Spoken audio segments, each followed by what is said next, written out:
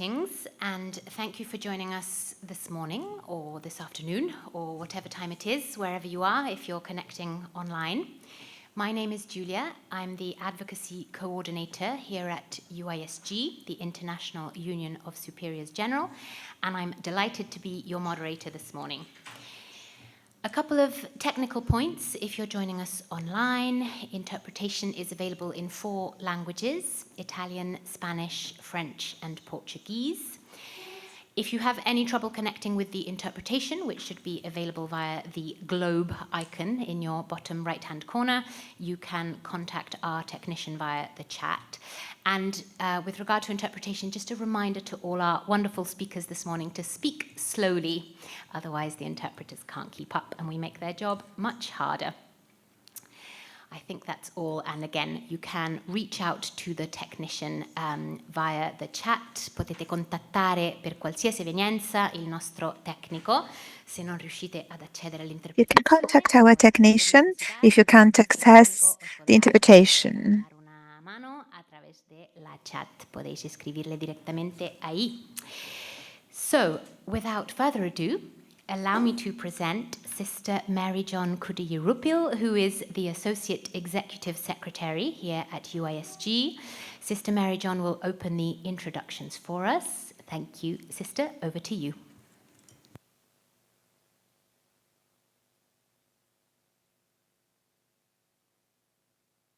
Very good morning to all of you.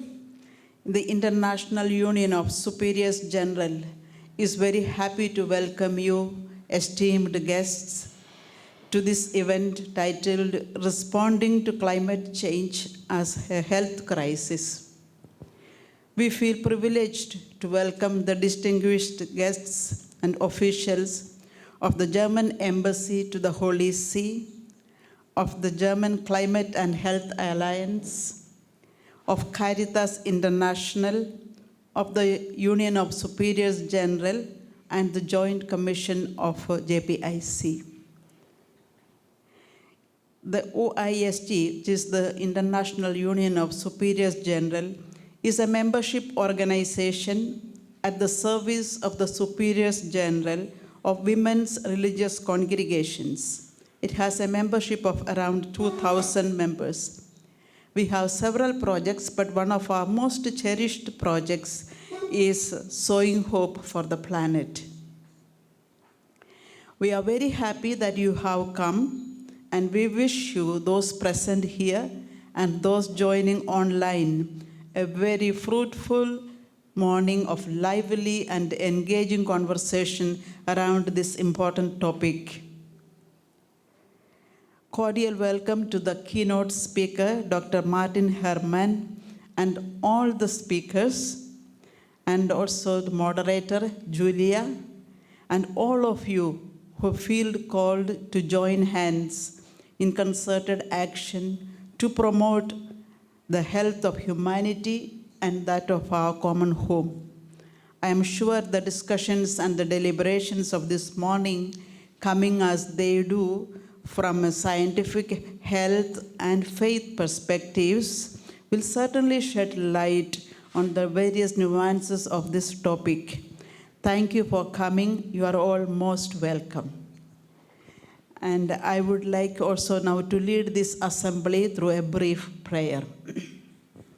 In the name of the Father, and of the Son, and of the Holy Spirit. Loving God, we thank you for gathering us in your name and for your faithful presence in our midst. As we seek ways to work together for a healthier world, continue to lead us with your wisdom and the gift of perseverance. Bless the work we embark on with insight, clarity, shared commitment, and fruitful progress. May our discussions and decisions contribute to making this earth and our lives on it healthier, happier, and more caring towards one another. We entrust this journey to you, knowing that with your hand upon it, it will be led in the right direction. We ask this through Christ our Lord. Amen. Once again, a warm welcome to each of you.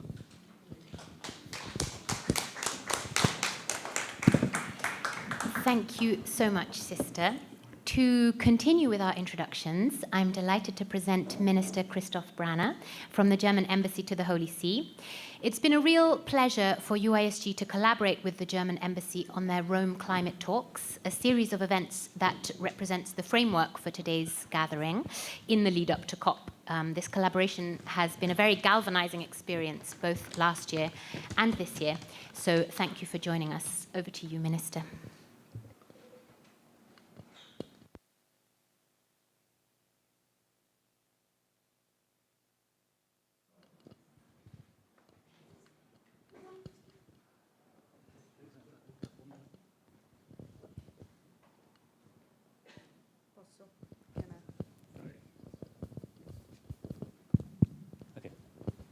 All right, thank you so much. The technical world is not really always mine, but as we have heard, we have a great technician here. Gianluca will help everybody outside who has a technical problem, and thank you very much for helping me here. I don't really want to repeat very much of what has been said, and I don't want to take time away from our experts. I just would like to thank the UISG and Caritas for the cooperation we're doing this year. As Julia pointed out, this is the second time we're working together. And for us at the German Embassy to the Holy See, the third time we are hosting Rome Climate Talks. And I would just like to limit myself to say two words about what this series of events is. We have, as you might know, climate change and climate policy, international climate policy is very important for the German government and has been very important during the previous government, but still continues also under a new leadership in February. We have been hosting climate talks together with our two other sister embassies here in Rome, one the embassy to the State of Italy and the other one to the FAO and other international organizations. And this is a collaborative effort for all of us.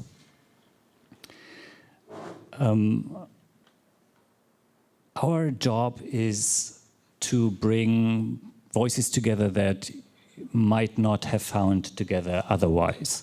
And that's why I'm very, very glad and honored that we have been able to bring the keynote speaker into the fold. And a very, very special welcome to Dr. Hermann, who will also be part of a second event tomorrow at the residence of our embassy, and I'm very grateful that you're here. On the topic itself, just one little message. We have seen that there's a lot of dimensions for climate change, and we are only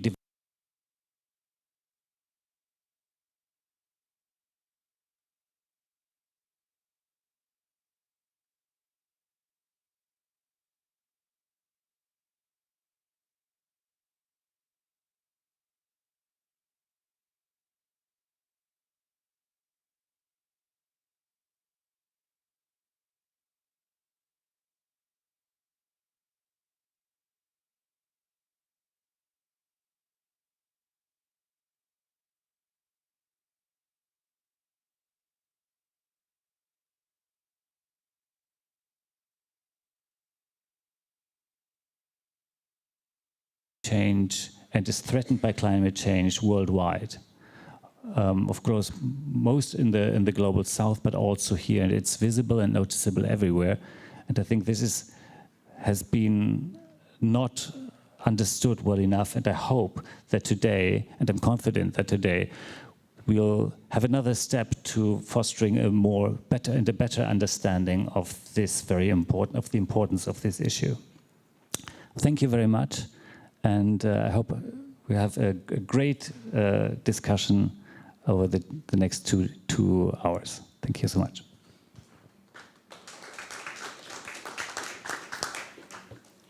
Thank you very much, Minister. So to complete our introductions, we turn now to Dr. Giulia Amerio, who is Senior Health Officer at Caritas Internationalis. Dr. Amerio will present a brief overview of the survey on climate change and health that has been conducted by Caritas across its national networks. We're very grateful to Caritas and to Dr. Amerio for sharing some of the valuable insights and reflections from this research. So thank you for joining us. Over to you. Thank you, Julia, for giving me the floor. Good morning, good afternoon, and good evening to all, especially those that are connected online. On behalf of the Director of Integral Human Development Department, Victor Genina, as well as our Secretary General, Mr. Dutton, I extend the warmest greetings. As you know, Caritas Internationalis is a confederation of more than 160 national Caritas relief, development, and social service organizations. Caritas promotes integral human development and integral ecology by serving, accompanying, defending, and listening to people living in poverty, with together caring for our common home. Now, under the health desk, with the support from the desk of climate justice and food security, and also with the support of our health working group and our working group on climate justice, we launched a survey on health and climate change in July, and we have received responses from all the regions. The focus of the survey was to collect both experiences and concerns on the intersection between health in the context, in the section of health in the context of climate change. All the responses clearly show a strong awareness of the importance of the issue among those working in the field, as well as of the need to start, or better, to continue a conversation about the topic. Additionally, among many who are not directly involved in programs at the crossroads of health and climate change, there is the desire to be involved in the conversation, recognizing its significance and importance.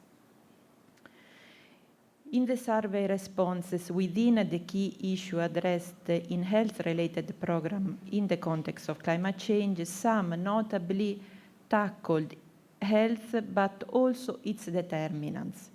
There were topics such as, just to name the few because we had received many responses, for example, malnutrition caused by excessive droughts or crop failure, or floods with contaminating drinking water sources, waterborne diseases following floods, very important psychosocial support and mental health related to climate change, extreme weather events, and climate-induced displacement. As well, for example, programs related to the awareness and behavioral change education on heat protection or the importance of women's health. There were examples of trainings on the link between health and climate change, and example of other activities including climate resilient agriculture, for example, implementation of disaster risk reduction programs, projects, more broadly caring for the environment and for ecology. Protecting and supporting the livelihoods of poor and marginalized households, WASH programs, agroecology approaches. In fact, health issues related to climate change are approached from various angles, with the growing awareness that action or inaction in climate mitigation and adaptation will also affect the health. In the survey, there was a part dedicated to reflections, so I'm going to share some of the reflection with you. I repeat, there are just some examples. For example, one national Caritas was saying that they were very concerned about the issue of waste and environmental pollution in general, especially the pollution of clean water sources, which directly impacts human life. Another national Caritas expressed, for example, concern about the low community awareness of health risks associated with climate change, the fragile health infrastructure that is easily overwhelmed by climate-related events, or weak early warning and response systems that could prevent disease outbreaks after disaster, and also the issue of limited funds available. Environmental protection was a huge issue among the concerns, and also another organization, for example, shared that they were more explicitly considering climate change in their health programs, both to reduce their own carbon footprint, but also supporting communities to respond to and be more resilient in the face of climate change. So we are aware that this conversation is essential in the Caritas Confederation for several reasons, including also the sharing of good practices to help find a more effective solution for everyone, and also because with a united voice, we can advocate for the urgent need to act on the health impacts of climate change. We are all well aware that climate change is not just an environmental issue, it is a public health issue, and I think Dr. Herman will explain to us more about that. And I add that, as we know, environmental and human fragility often they go hand in hand, so it is also a question of justice. And I think that the cost of inaction will be a heavy toll on human life. Now, let me just conclude with something from the Laudato Si, from our Pope Francis, and he was saying, we are faced not with the two separate crises, one environmental and the other social, the Pope writes, but rather with one complex crisis, which is both social and environmental. So let's remind ourselves that everything is interconnected. Thank you.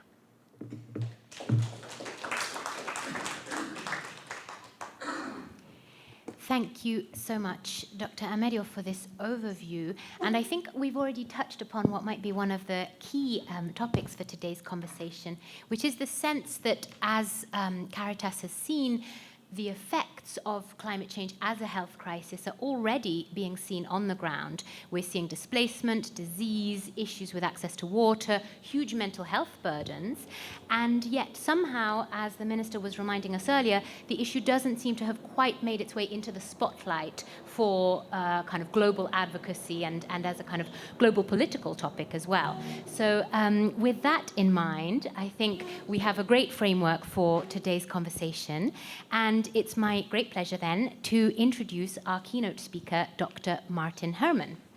Dr. Herman is the co-founder and the chairman of the German Alliance on Climate Change and Health. He's a physician by training who has focused his work on systemic transformation in global health settings. He's consulted with organizations including the World Health Organization, UNICEF, and the Vaccine Alliance, Gavi. We're delighted that Dr. Herman has been able to join us here in Rome to share his perspective. And Dr. Herman, the floor is now yours. Thank you.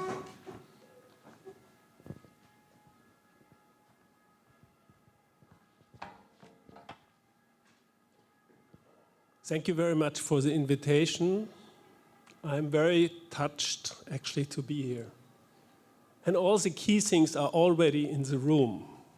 What you're saying in your last words, also quoting Laudato Si, you cannot separate the environmental and the social aspects.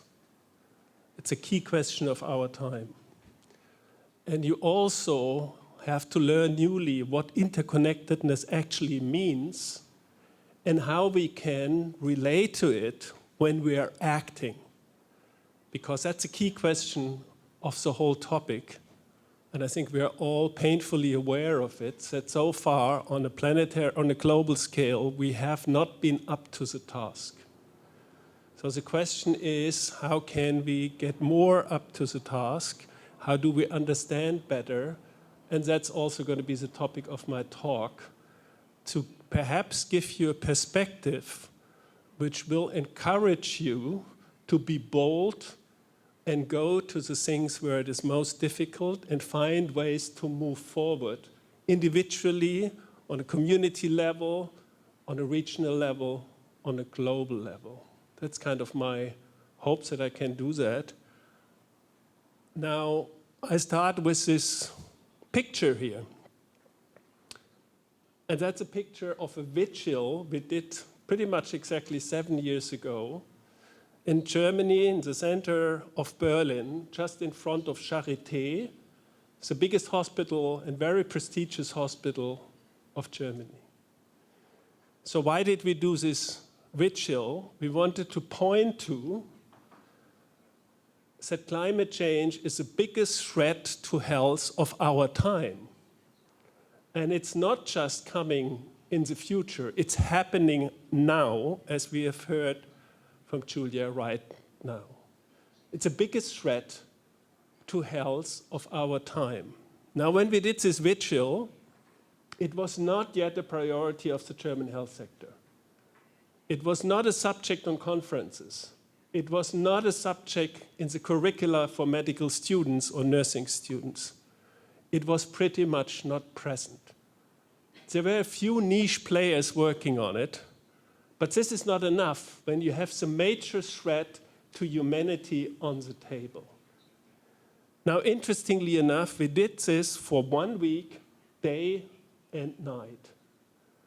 And there were some resonance from the people who were passing by, but we had a press conference and no one came. So in one level, it was not a success. On another level, doing it together changed our own perspective, our own bonding, and our own way of telling the story. Because if you're in your white coat and in front of an intense healthcare simulation where the planet is the patient, it's very easy actually to explain what it is about. It is an emergency. And as medical professionals, what do we do when there is an emergency? We go there. What is part of our profession is we go where it is difficult. We listen for with patients, what is the difficult things? What are you not willing to talk about? We go where it is difficult, and we stay when it is getting more difficult. What kind of doctor would it be if there's an emergency and you say, oh, it looks difficult, I better go away to play a round of golf? This would be devastating. So it's really important, and in a way, what you also see on the picture is empathy.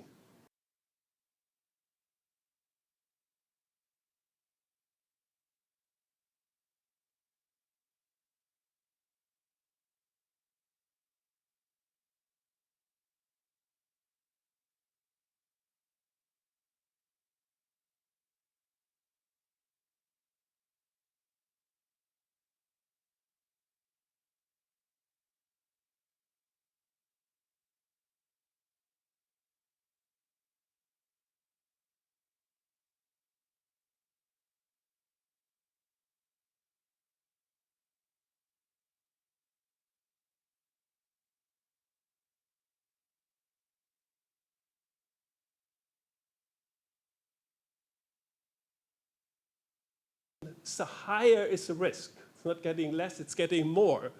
The window is rapidly closing. He means the window of times that we have, and we know very well in medicine, when you have an accident, when you have a sepsis, when you have a heart attack, you have a time where you intervene. When you're not intervening, the organs will fail. So he's saying the window is rapidly closing. Linear change is no longer an option. The only option is exponential change. We know the only currency that matters is speed and scale. We need to recognize from local to global levels that we are all intertwined. We have heard it just before from the Laudato Si, that we must govern the entire planet. We must govern our home. We must take care of our home. So that's what the earth scientists are saying. And we see it. The consequences of heat and flooding and other things are coming faster than the scientists were predicting. They're happening all over the planet. So, and the reaction to it yet is not mature enough. Next slide.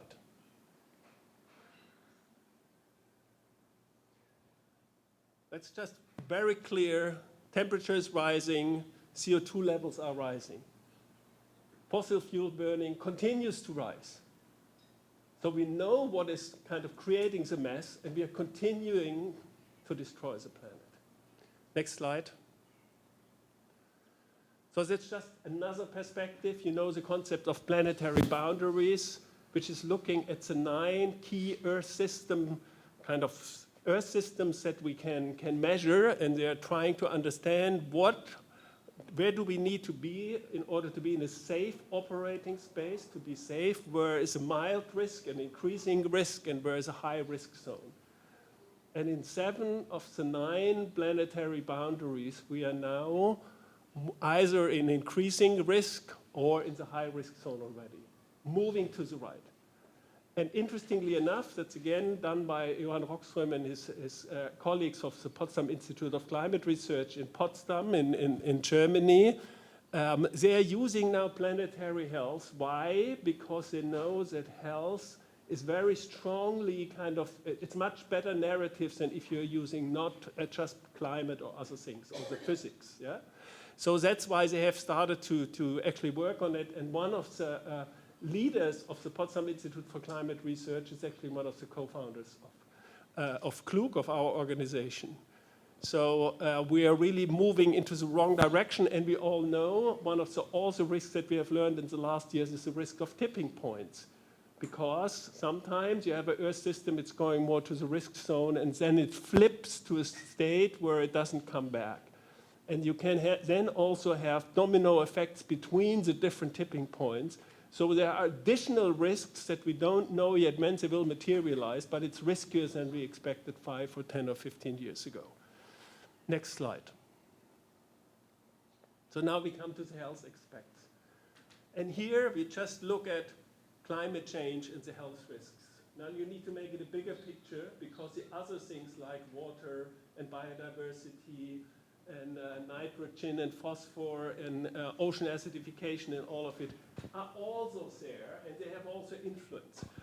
And you also see, if you look at it, you see that all that Julia reported is in there. So you have the direct effect, storms, drought, fire, flood, heat wave. You have indirect effects kind of on the water quality. Now, it's not just the climate crisis that changes the water quality, it's also pollution. It's also other things. It's biodiversity, air pollution. Again, you have impact from many other effects. Decreasing food safety. It's one of the key concerns that we already have. And of course, the most vulnerable populations are the most hidden by it. Ecological changes, biodiversity. Then the social dynamics. Age and gender play a role. Poverty. The most vulnerable populations are the ones who are hit first. And that's why it's also a question of social justice. We have overloading healthcare system that already are in a weak position. Now you have a storm or an extreme weather event, they're devastated, they can't function any longer. We have armed conflict in many places in the world, not just between countries, also within countries. You have forced migration. You have hundreds of millions of people who are not safe at the place where they are. You have a lot of pressure to move to other things. And what does it do? What is a health impact? It's actually a health impact on all the organs. All the disciplines need to rewrite their books. You have many illnesses. They're not even, the whole list is not even there. Of course, in addition to mental illness, undernutrition, poisoning, allergies, you have also renal diseases, you have skin diseases, you have urological diseases. All kind of diseases are intensified by kind of these changes that are coming on a planetary scale. So all medical disciplines need to rewrite their textbooks, need to rewrite their practice, need to learn how to integrate it in a fashion that they're up to what is now the challenging, the biggest challenges for our patients. I don't want to go deeper into it because you have heard it all before and we'll hear it more on other sides. So it's a very clear picture, and for example, in Germany, we have managed to now get all the medical associations on board, all the scientific associations on board. They're all having their own working groups. The deeper they go, the more they see how it works out. You could also draw a whole draft on what is happening around heat, and again, all organs have a problem with it. All people are at risk. It's very important to take that with you. Next slide. Now, we are not in a world where reason and care are kind of the priorities. So I'm just pointing to the Global Risk Report of the World Economic Forum. It's clearly done by people who consider themselves as being severe capitalists. Yeah? So what are they seeing as the biggest risk for our societies? Number one risk in the short-term 2-year horizon is disinformation, misinformation and disinformation. Then you have extreme weather events, state-based armed conflict, societal polarization, and so on and so forth. So they are seeing that the disinformation campaigns that we are having today is a huge risk. And we need to be aware when we work on what we are working on that we have real armies of disinformation players who want to disinform, who want to lie in order for us not to do the reasonable things that we have to do. There's also a lot of lobby interests and hundreds of millions being spent by industry who want to continue business as usual and not do the things that actually will save the life of millions and care for more justice. So it's very important not to be naive what we are up against. The long-term perspective, what you see, the number four, the four biggest risk in the 10-year horizon is all green. Yeah? Even the capitalists are seeing these are the biggest risk for our civilization. So it's important to bear that in mind. It's also clear that when we move into the direction we have to move in, it's economically the best thing you could do because destroying the base for economy is completely crazy. Next slide. So now we have seen where we are. We have seen how it is a health issue, the biggest health issue of our time. Now the question, and we are seeing that we are not moving fast enough. You have Laudato Si, you have all the scientific reports, you have all kind of the meetings in the world, the COPs and everything. Action is not yet at the scale where it would have to be. So the next part, or the last part of my talk is all about how can we even imagine that we could strategically win the game? How can we imagine that? How can we act together? How can we consider that a transformation on the community side can be the point where a change starts that goes global afterwards? And as the studies for Earth systems tipping have started 10 years ago, about 6-7 years ago, there's also the studies of social tipping, because it was clear from the scientists that if we not have nonlinear kind of positive tipping, we will not be able to make the necessary changes. If we cannot consider it, if we cannot be more strategic and intentional about moving there, it will not work. So it's very important that we consider how this transformational change can occur and how we could be triggering social tipping dynamics for the planet, for our home. And here you see New York 1900s. There's one car, and all the others are no cars. They're driven by horses. 1913, the same street, all cars, one driven by horses. So within 13 years, a huge change. And we all have seen things like this.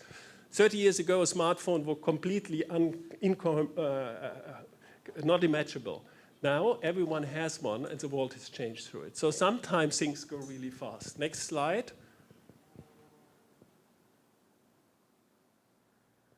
It's another way of looking at it. What does it take to get to a pandemic? How many infections? How does a pandemic start? With one. How does transformational change start? With one. So again, you have a non-linear dynamics that leads to something. And it's very difficult for us as humans to understand the non-linear dynamics, how fast it can go, and how convincing it can be, and how it can be like a wave. We have seen it with the pandemic, so the question is, can we also foresee it and trigger it for positive change? And what we can take, the words from the pandemic, how can we create hotspots, Could this today be a hotspot for spreading the message on a global scale, because we have people listening and participating from all over the planet, and many of you have huge networks of players? Who are the multi-spreaders we can invite to join our movement? What are pathways that are improbable, but perhaps the ones that lead us to somewhere? How can we have narratives and actions that go viral because they are so convincing? So it's important to play with these things, because it's clear if you just do it the way we have learned, or what the scientists from the last 100 years have told us, this is not going to work. We need to have a new perspective to this. Next slide. So this is from the Global Tipping Report. The Global Tipping Report, which was done the second time this year. It was presented.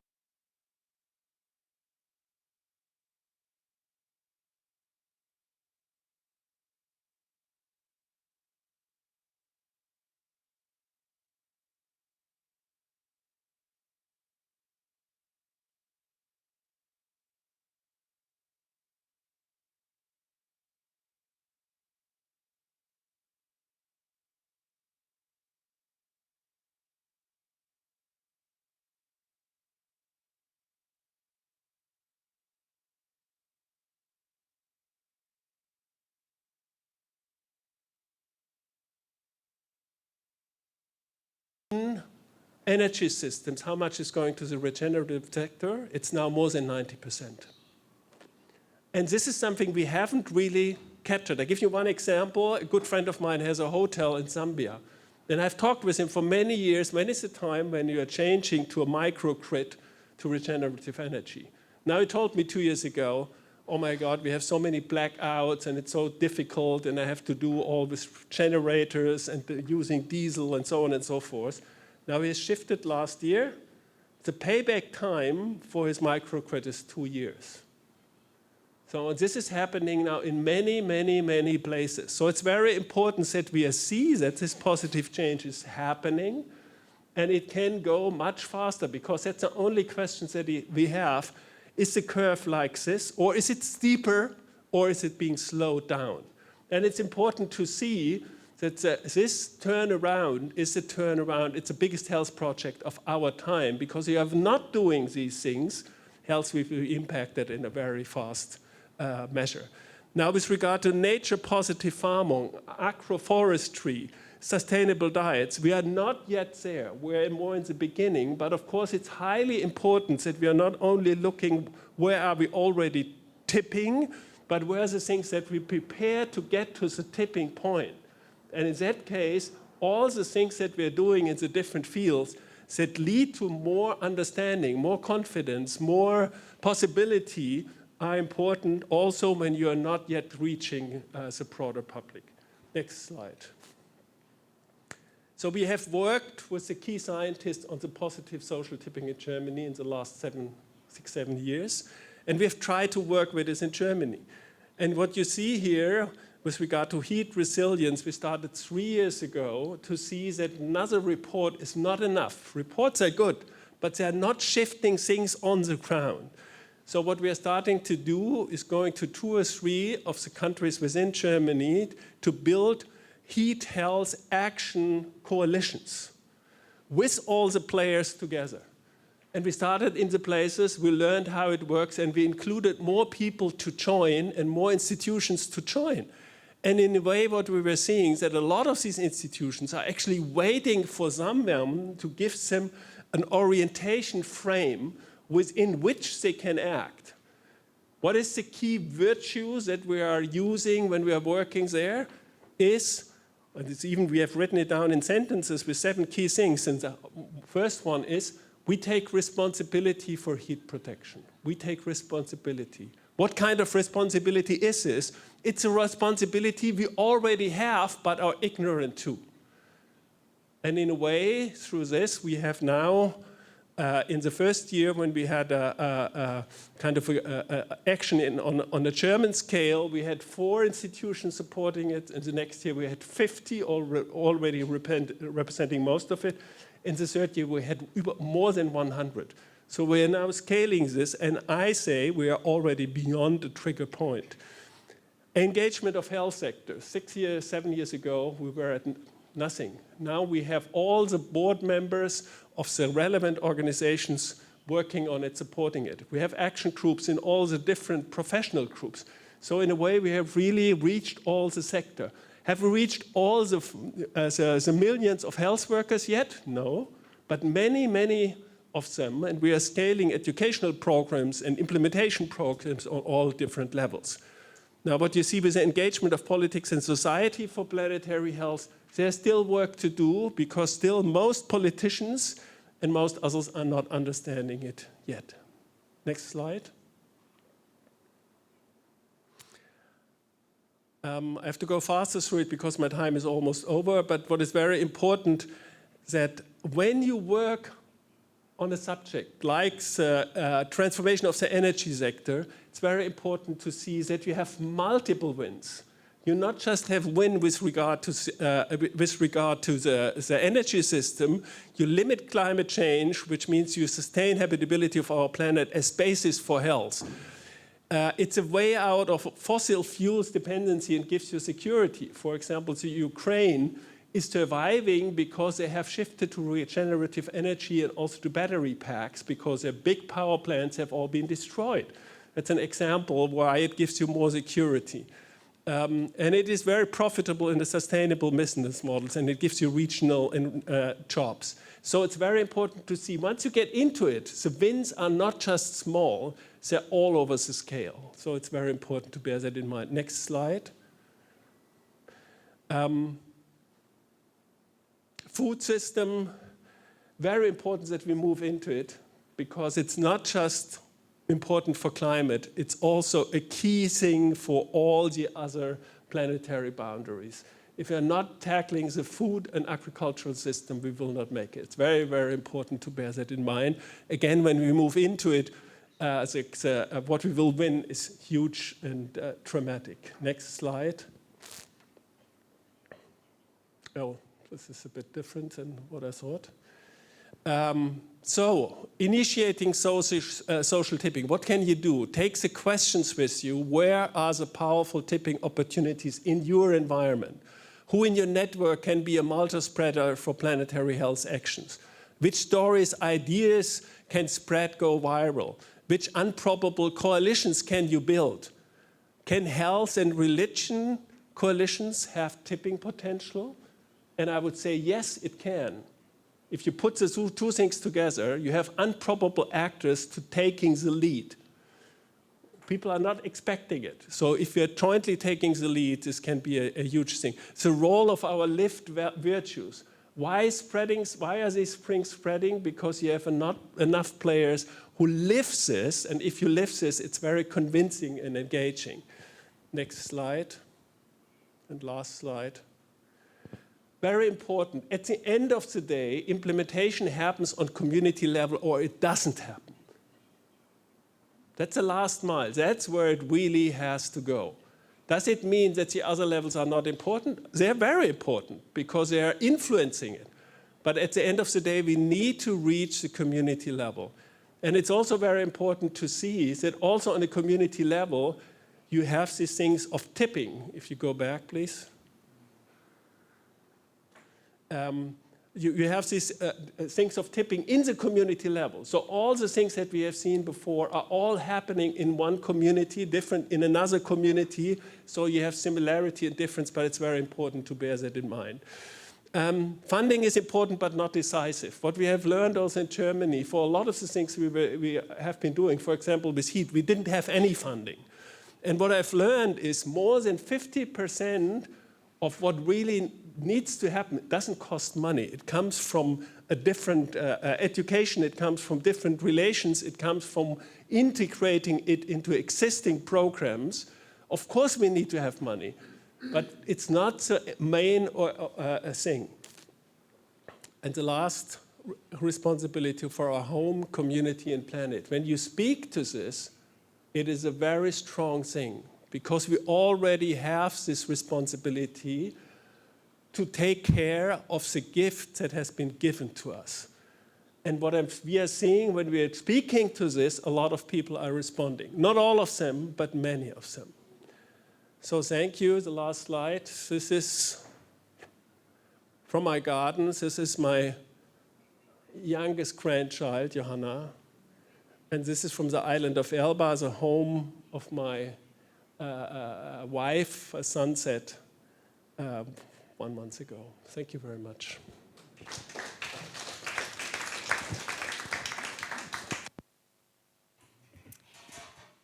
Thank you so much, Dr. Herman, for that stirring and also hopeful presentation. I think the medical analogy is so clear, and for me, certainly, it's very clarifying. If we imagine the planet as a human body, then with a body we recognize very intuitively that when we see an emergency, we act.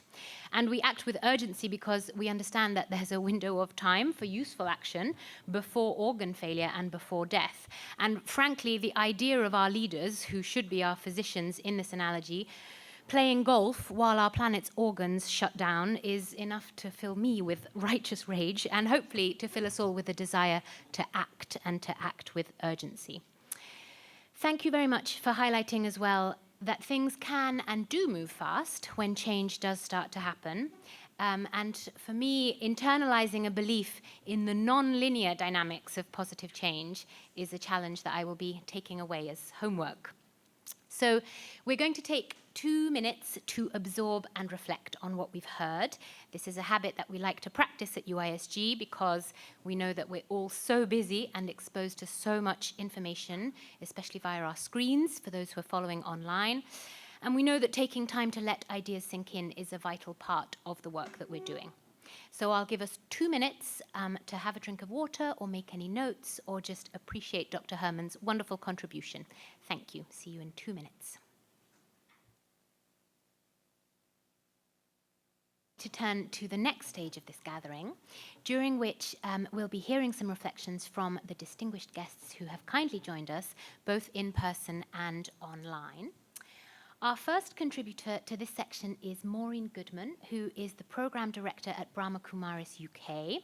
She's also the Brahma Kumaris representative at the United Nations and has led delegations at COPs, both on climate change and on biodiversity. Maureen, we're honoured that you could join us today. Over to you.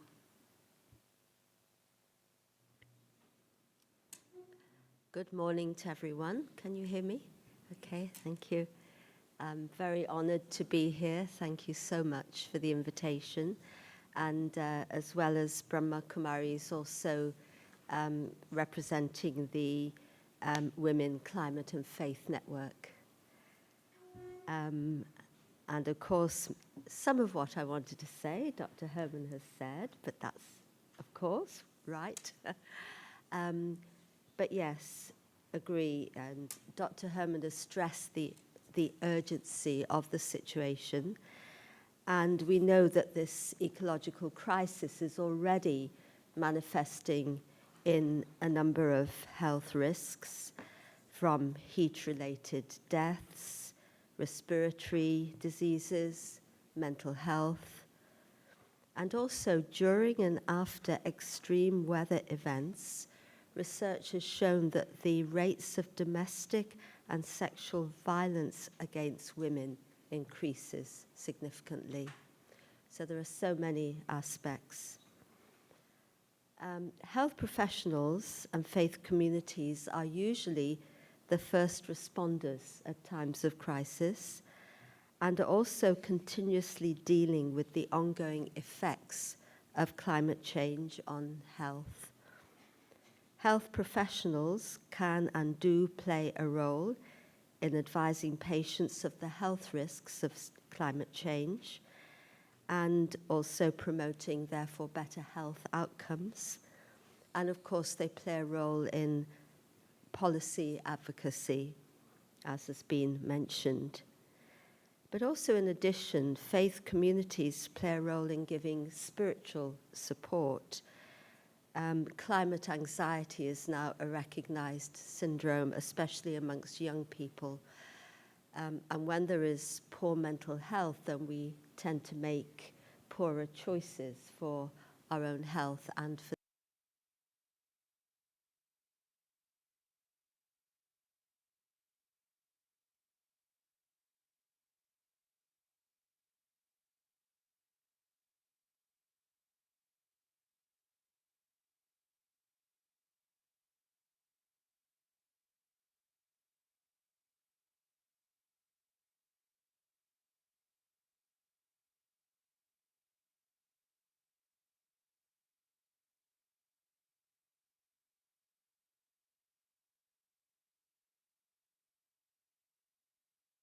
chemicals and microplastics. Digesting a disproportionate amount of processed foods leads to stress on our organs. Eating excess meat and dairy also causes many diseases. Been a lot of research in that area. So by changing our lifestyle to a simpler plant-based diet, we can drastically reduce these environmental effects and, of course, greatly improve our health in the process. Many solutions are possible. In India, the Brahma Kumaris have been using yogic farming methods to help farmers improve their lifestyles, their health, and their mental health. The farmers meditate in the fields at each stage of the crop development, when the seeds are sown, when the shoots come, and as the crop grows. And it uses organic farming methods, natural methods. And research has shown the impact of this method.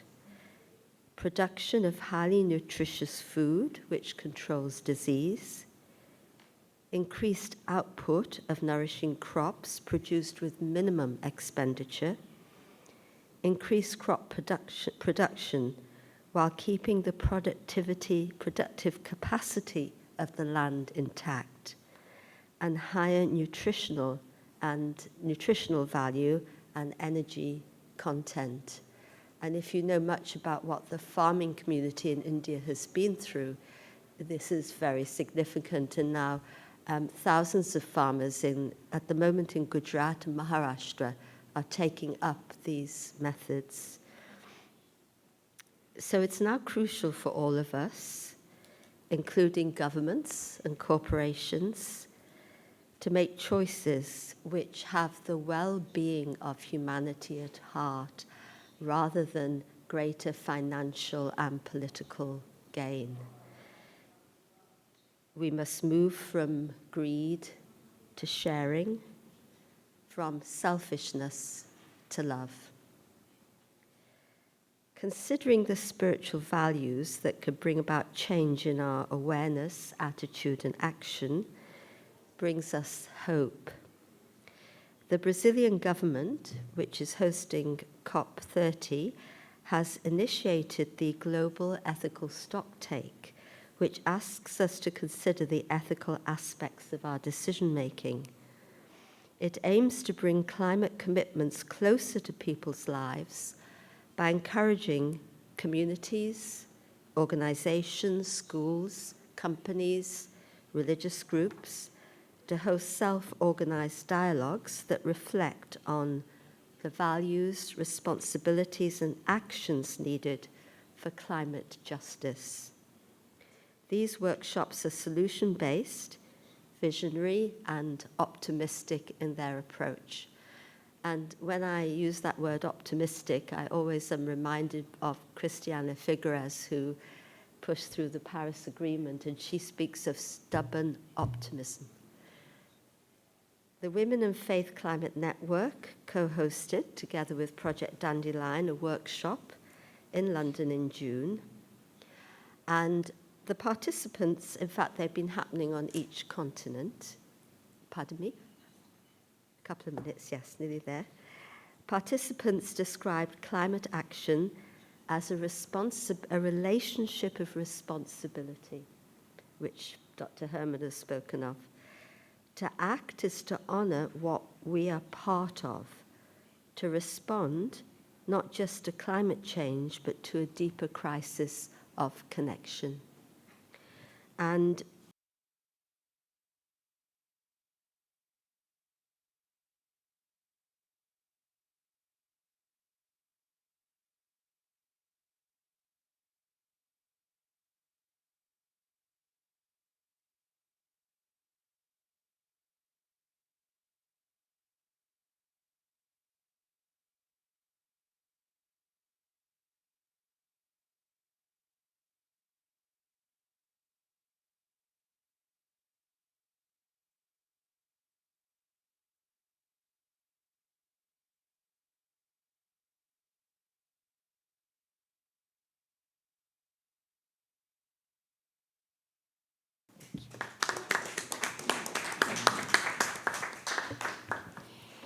Thank you so much, Maureen. It's always wonderful to hear from fellow members of the Women, Faith and Climate Network, of which UISG and Brahma Kumaris are both core members, and which might just be one of those super spreader entities that Dr. Herman was talking about earlier. So I'm very pleased to turn now to our other guest in the room, Mr. Daud Dash, who is the Executive Director of Caritas Bangladesh. Daud has been working with Caritas for 20 years, during which time he's focused on promoting integrated health interventions for climate resilience, disaster risk reduction, healthy nutrition, and particularly in disaster-prone and marginalized communities around the country. We're excited to learn how Caritas Bangladesh is responding on the ground to some of the challenges that we're discussing today. So we're going to hear Daud's presentation now. I know there's a video as well. I think we'll save that for later just to make sure everyone has time to share their reflections ahead of the Q&A. Thank you very much. Over to you.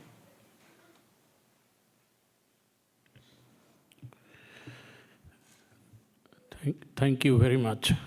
Thanks for the organizer, especially Embassy of the Federal Republic of Germany, Caritas Internationalis, and all the organizer of this great event. Thank you also, Excellency Dr. Martin Herman, for your excellent keynote presentation for this climate change as a health crisis. Bangladesh is one of the most poorest country in the world, and also one of the most climate vulnerable country in the world. In a small land, more than 180 million people live. And Bangladesh is the most low-lying country in the South Asian part. So when there are floods, heavy rain in China, India, in Nepal, Sri Lanka, Pakistan, or surrounding country, the all water goes to the Bay of Bengal through Bangladesh. As here the China, India, Pakistan, Nepal, the most low-lying country, Bangladesh. So every year, 1/3 portion of the country goes under water. Every year, there are big cyclones. I can recall from history that in 1970, in one night, more than 500,000 people died due to a devastating cyclone. More than 1 million houses washed away. So you can imagine when more than 500,000 people in a night died due to a cyclone. And in 1991, more than 100,000 people died due to another cyclone. So I'm not a good speaker, but I would like to show you a video now. I would like to show you a video how climate change affecting the people living there in Bangladesh. So now I request to show that a video that affecting the poor people living in Bangladesh. So millions of people are being affected by cyclone, floods, salinity, river erosion, and other natural disaster as well.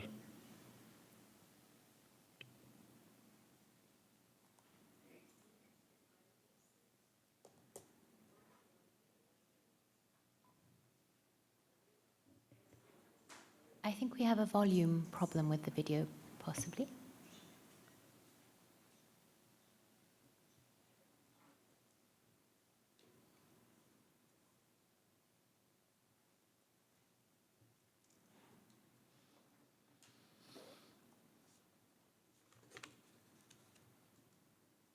Perhaps it was just in the room. Hopefully those online can hear it well. Let's see if we can get it going for those in the hall too.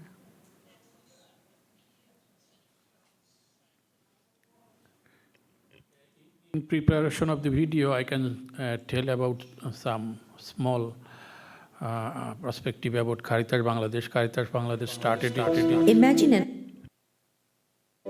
1 kilometer by 1 kilometer on a river 20 kilometers broad, flowing at 12 knots. No electricity. I think now we had the opposite problem. Plenty of volume.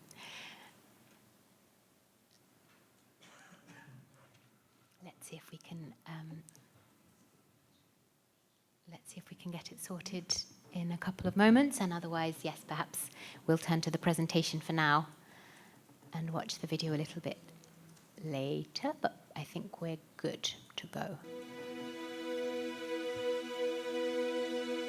Imagine an island of silt, 1 kilometer by 1 kilometer, on a river 20 kilometers broad, flowing at 12 knots. No electricity, no schools, not even a shop, no transport other than an occasional weekly boat. No permanent infrastructure is possible here. Yet, over 2,000 climate migrants are trying to live and survive day by day on this very island, and millions of others throughout other islands in Bangladesh. Then comes the storms. The thin thatched roofs fly and the tin houses break. Their belongings wash away, and then the very land they are standing on starts to break away, taking away their lives if they cannot find a way to leave that piece of land. The land they once called home. There are people who have moved 40 times over their lifetimes.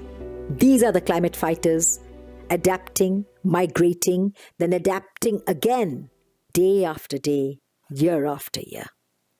এই তো এখানে আমাদের বাড়ি ছিল 200-250 পরিবার এখানে বসবাস করতাম এখানে জমি ছিল বাড়ি ছিল কবরস্থান ছিল আবার ফের মাঠ ছিল স্কুল ছিল খেলার মাঠ ছিল এরা সব এই পানিতে চলে গেছে গা এরপরে ভাঙে চুরে সবাই এই জায়গায় কে কোথায় চলে গেল কারোর সাথে আর দেখা হলো না এখন যার মতো যেখানে আছে সে সেইভাবে চলে কিংবা খাইতেছে এই তো এখন সব নদী পানি এই যে ভাঙ্গে চূড়া এখন বালু আর বালু ফেলা থেকে গেছে এটা বসতই ছিল বন্যার সময় নাক পর্যন্ত তোলা যায় আমার বাড়ি আমার বয়সের কথা বলতে পারলাম না এই 88 বন্যার থেকে 19টা টানা দিয়ে আসছি এখন বর্তমানে 19 টানে আসছি এতে এই পর্যন্ত আমি আসি হ্যাঁ যা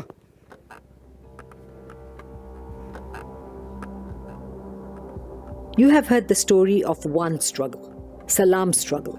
There are hundreds and thousands of Salams who are living on these islands and on the shores of the Bay of Bengal. They are fighting for their survival daily. They are the frontliners bearing the impact of climate change. Just survive. Preservation of their life, to food, be it agriculture or fishing, to health, to hope and dignity. It is their life which is at stake daily.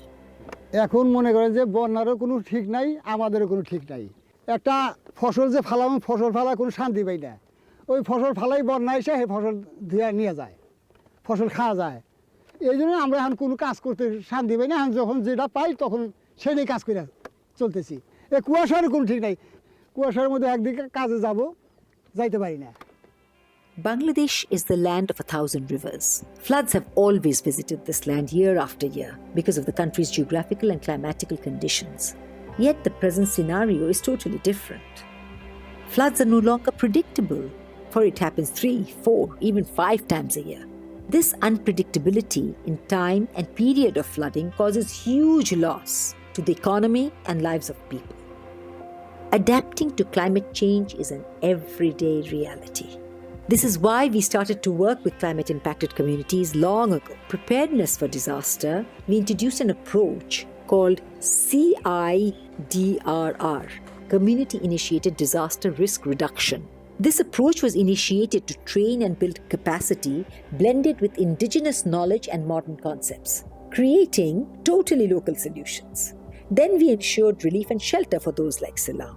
This was not enough.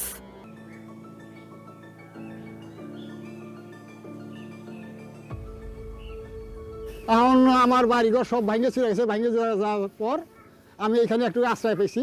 এই আশ্রয় নিয়ে আমি এখানে ছেলে পেলে নিয়ে আর কি জোড়া করা সংসার করে খাইতেছি। এটি আমাদের আশ্রয়।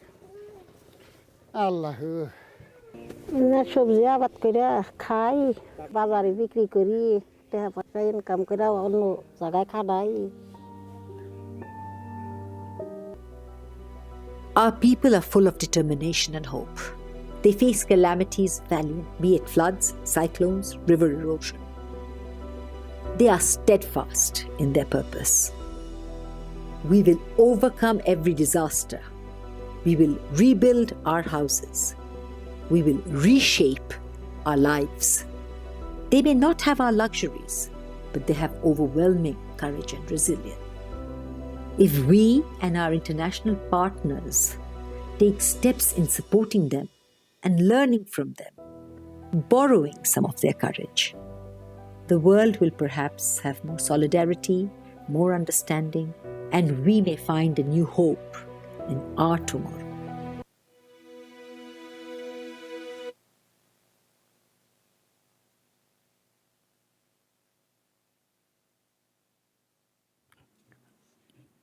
Thank you. I have a small presentation, though small, it will take at least 10. Then I will try to reduce my time. Yeah. Climate vulnerabilities in Bangladesh. This is some information already I have talked about.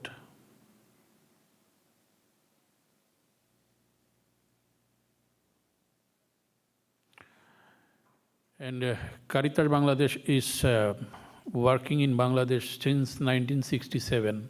So it's before Bangladesh, when it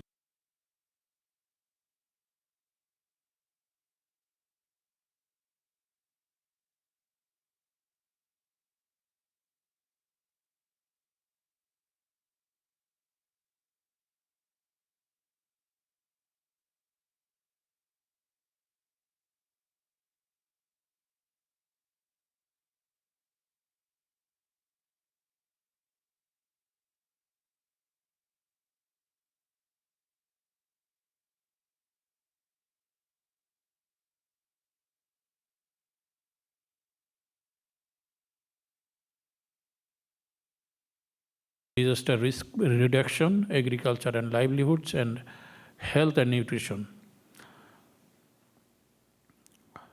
So there are some impact on health due to the climate change, which are injuries and death due to extreme weather, respiratory problem due to air pollution, waterborne diseases from flood and water contamination, heat stroke, dehydration, and cardiovascular stress as well. And there are some indirect impact we see: malnutrition due to reduced food security and nutrition, lack of health care due to displacement, mental health impact from disaster, malaria, dengue for changes in weather as well.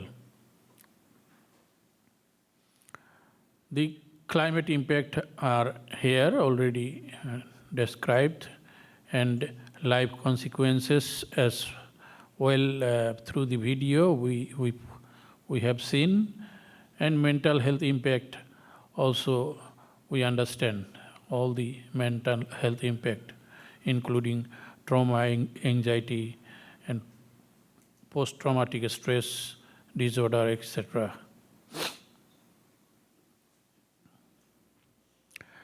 So Caritas, when Caritas works, we also align our intervention with the policy and guiding documents below. There are National Mental Health Act, Bangladesh National Strategy on Internal Displacement Management, National Adaptation Plan focuses on health, food security, and displacement, and also we also follow Laudato Si, internal ecology, Integral Ecology and Human Dignity, and Caritas International's strategic framework, Resilience through Solidarity Guideline. So our integrated health intervention for climate resilience are climate resilient health facilities and services we provide, and also integration of health awareness in DRR and livelihood projects we have. Health workers, our health workers are trained, and they are providing the services due to the response of climate change. And we also work on promotion of safe water, sanitation, and hygiene in disaster-prone communities. So our partners are victims of fire, building collapse, conflict-prone areas, and also displaced people who are internally displaced and forcibly displaced. At present, there are more than 1 million forcibly displaced Myanmar nationalists residing in Bangladesh in several camps in Cox's Bazar. And we are providing support to there, including health. We are providing wash, shelter, food support as well through our international partners. And also vulnerable people living in the rural and urban areas, including a person with disabilities, children, women, and old ages. We work there. Our workforces are throughout Bangladesh. We have right now 65 projects, and under these 65 projects, we have 3,000 plus staff members and around 5,000 volunteer. But in health, we have 50 plus HPSS professional and 121 barefoot counselor. And we also have the partners and collaboration with government and UN agencies there. And we work in collaboration with Bangladesh government and also UN agencies and different institutional partners there. We provide different types of services in Bangladesh, including social consideration and basic services, and also community and family support we provide. We also focused on non-specialized support and specialized support as well. It's a case that Sebakurunnesa Nahar, a 38-year-old Rohingya refugee are from Myanmar nationalists, those who are forcibly displaced and now residing in Bangladesh. And I have already told that more than 1 million Rohingya refugees are residing in Bangladeshi camp right now. And there are lots of trauma and stress with them, including sickness, worries, how to keep well, and how to run their family members. So in this situation, our health professionals providing counseling and other medical supports and serving the most vulnerable Rohingya community residing in Bangladesh right now.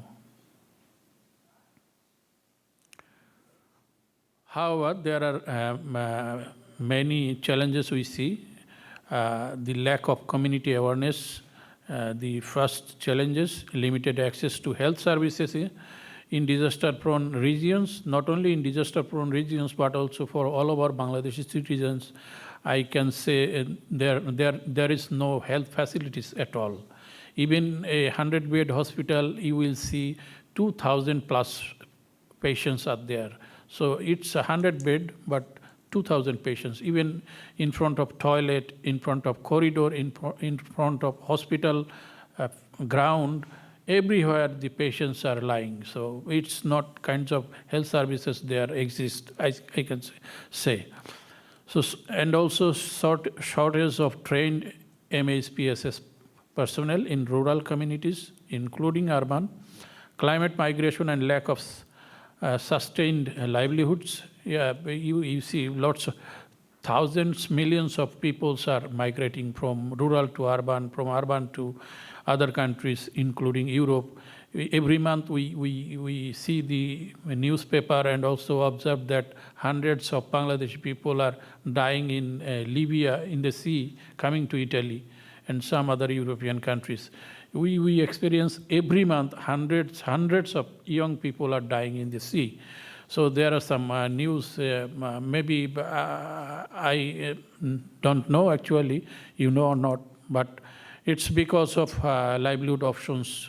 There is lack of livelihood options, and every after disaster, young people, all people, sometimes for survival issue, they migrate. And also insufficient funding for long-term resilience and health programs there. So due to fund crisis, less health programs are there. But we have scope for strengthening and collaboration, scaling up community-based health and climate resilience model there, expand mental health support networks and community healing initiatives, strengthen local government collaboration in DRR and health integration, research and documentation on climate health nexus. So thank you very much.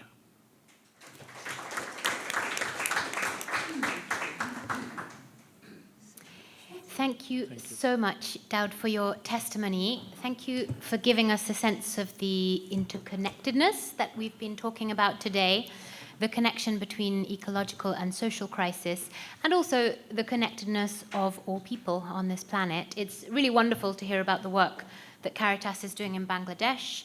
And for me, I think it's also an opportunity to reflect on the fact that if those on the front lines depend on decisions that are taken in the halls of power, then they also depend in some small way on the action that we take to pressure those decisions and to ensure that they're the right ones. So with that in mind, we turn now to our online guests who have been kind enough to connect via Zoom and are hopefully ready to appear on the big screen behind us. First of all, we'll be hearing from Dr. Francis Courier, who is here, I see, and who is the Secretary General of Religions for Peace International. Dr. Courier has been working for 20 years to foster peace through interreligious dialogue, with a focus particularly on convening women, young people, and indigenous leaders to achieve a shared human flourishing that is rooted in the sacred. Dr. Courier also serves as Secretary General of the African Council of Religious Leaders and Chair of the International Steering Group for the International Campaign to Ban Nuclear Weapons. Dr. Courier, thank you so much for joining us today. Thank you so very much. Hello and warm greetings of peace to all of you. First, I want to thank the International Union of Superior Generals for convening this gathering and inviting us to this and to speak to you. I also want to thank Dr. Martin Herman for inviting me and getting in contact with me to get engaged, first of all, in the Planetary Health Alliance and also in these discussions here today. And I also wish to thank him for his very, very illuminating presentation that he has made today. It is really comprehensive and brings focus the issues that we are discussing. This is a timely discussion because the intersection of health and climate is quite clear, as Dr. Herman has put in, and also has been elucidated by the gentleman from Caritas Bangladesh. On behalf of Religions for Peace, I offer a unique perspective on the role of faith communities in restoring planetary health. The challenges of planetary health are not solely ecological or environmental, but also reflect the impact on humanity. Consumption and waste are key issues for planetary health, driven by the behavior of humans, resulting in a detrimental effect on the environment and the quality of life of humans, the earth, and its web of life. And there are many examples to showcase how human behavior is causing untold suffering, waste, and detrimental effect. Just take New York alone. In New York, 3.9 million tons of food is wasted every year. 3.9 tons. And globally, food waste is responsible for significant production of greenhouse gases, particularly methane. Indeed, 6% of greenhouse gases are generated by food that is never eaten, food that has been harvested, food that is needed globally by many hungry people, but is not eaten, it is wasted. At the same time, much of the food discarded is edible, while countless people remain hungry and food remains expensive or inaccessible for a great number of the population globally. Food scarcity is a dominant issue affecting millions around the world. At the same time, the challenges of non-communicable diseases brought by unhealthy food consumption continues to grow. At the same time, climate change is depleting the sources of food by reducing the ecological arable land.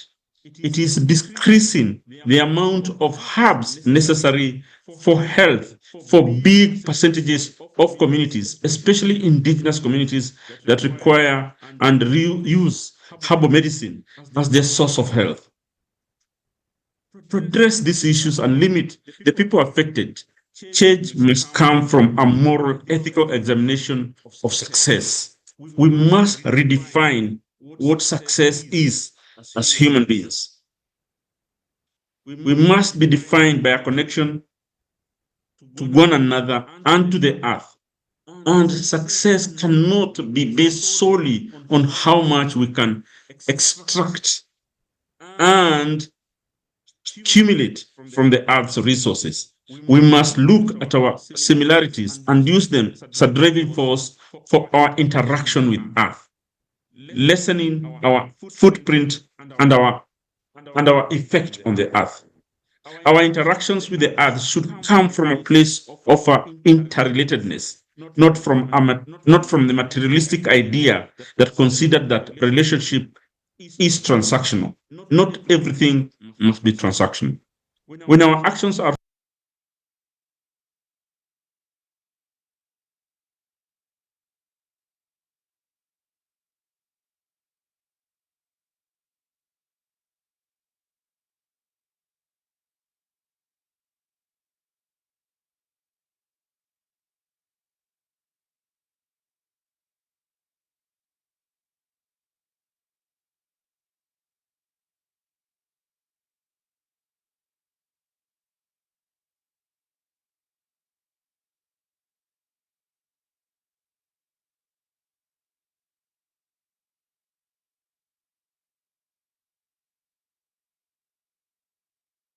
caring for the earth as opposed to using its resources for material gain. Not only are we carers, but we must also sustain and maintain expansive economic and civic outlooks to prevent the exploitation of the earth and other communities for resources. We must return the responsibility for planetary health to our individual choices, guided by the virtues and ethics of moral living. The virtues of compassion, wisdom, and honesty are vital in developing solutions that have a global impact while also making a difference in the lives of individual people. Such virtue ethics are critical in building the common good, a prerequisite for a healthy planet. Unless we focus on building the common good, then it is impossible to reverse the challenges of a collapsing planetary health and its effect on human health, including the emergence of pandemics and non-communicable diseases, lifestyle diseases, and all the polycrises of health that Dr. Herman highlighted for us today. The development of virtues and shaping of behavior to help restore planetary health is and will continue to rely heavily on the efforts of faith actors who hold position of trust and respect within their respective communities. Such, they play a vital role in redefining success in terms of moral and ethical principles.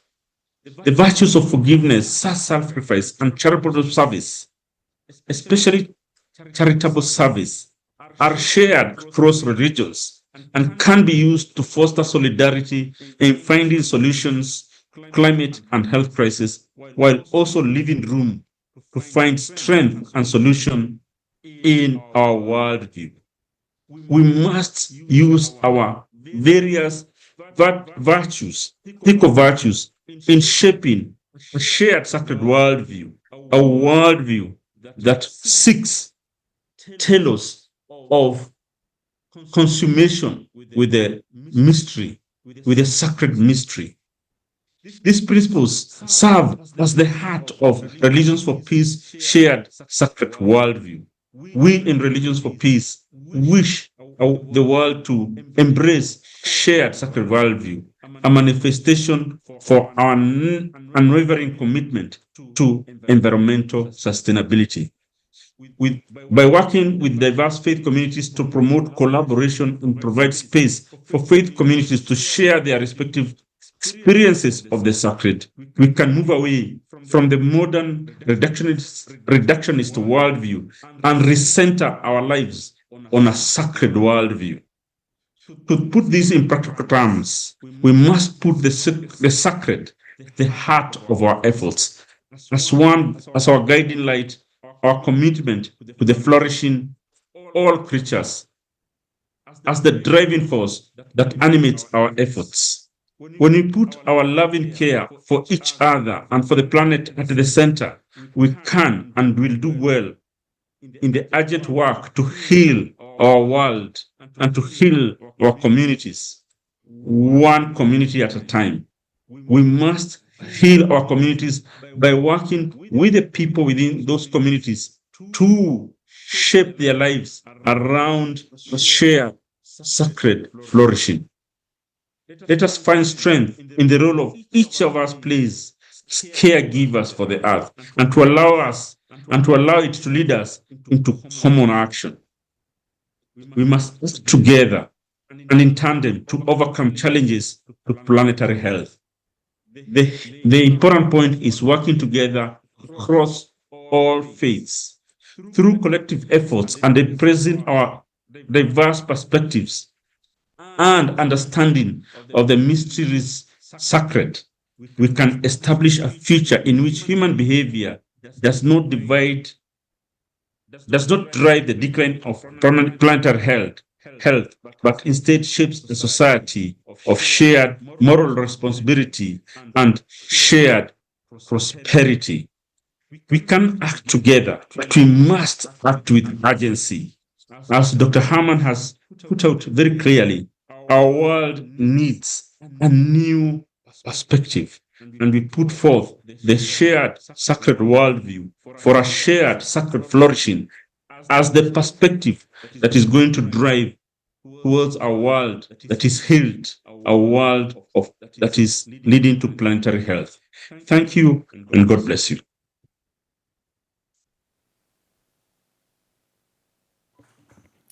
Thank you very much, Dr. Kuria, for touching on one of the core topics that have emerged today, this connection between our climate-driven health crisis and global food systems, a connection that exists around consumption and waste, around sustainable agriculture and access to water, and also around malnutrition and disease. And thank you as well for reminding us of our individual responsibility to find shared strength in collaboration. So we come now to our final speaker for this section, Reema Nanavati, who is the director of the Self-Employed Women's Association of India, SEWA. As well as being another esteemed colleague within the Women, Faith and Climate Network, Reema has initiated SEWA's food security program, reaching over 1 million households, and its Green Energy and Livelihoods initiative, which provides access to renewable energies. She has nurtured many women-led enterprises and supply chains across India in the areas of green energy, agriculture, food processing, waste recycling, and textiles. And she's also led efforts to rebuild livelihoods in crisis-affected areas, particularly rural areas of Afghanistan and Sri Lanka. Reema, thank you so much for joining us and for being able to stay with us today. Namaste. Today, I will speak here on behalf of our 3.2 million women workers in the informal economy of our country. And I'm very grateful to the International Union of Superiors General, the Women Climate and Faith Network, and Project Dandelion to bring me into this discussion, which is very, very important. Our founder, Ela Bhatt, said that poverty is a form of violence with the consent of the society. And this is further compounded by the increasing climate crisis that we are experiencing. As I speak today, we are experiencing a cyclone not seen in the last 174 years. And as Dr. Herman was suggesting, that implementation has to happen at the community level. I would like to bring the voices of the communities into the room today. Let me talk about some of the construction workers that we organize. And one of our construction workers says that there's no roof above us, no shade to shield us. The tools we work with, handles made of metal, heat up so much that they burn our hands. The cement beneath our feet absorbs the heat, scorching us and leaving blisters. But we keep working because stopping means losing livelihoods. The heat is invisible as one of the climate crises, yet the impacts are brutal. It steals our health and dignity. We drink the same water used for mixing cement. We fall sick.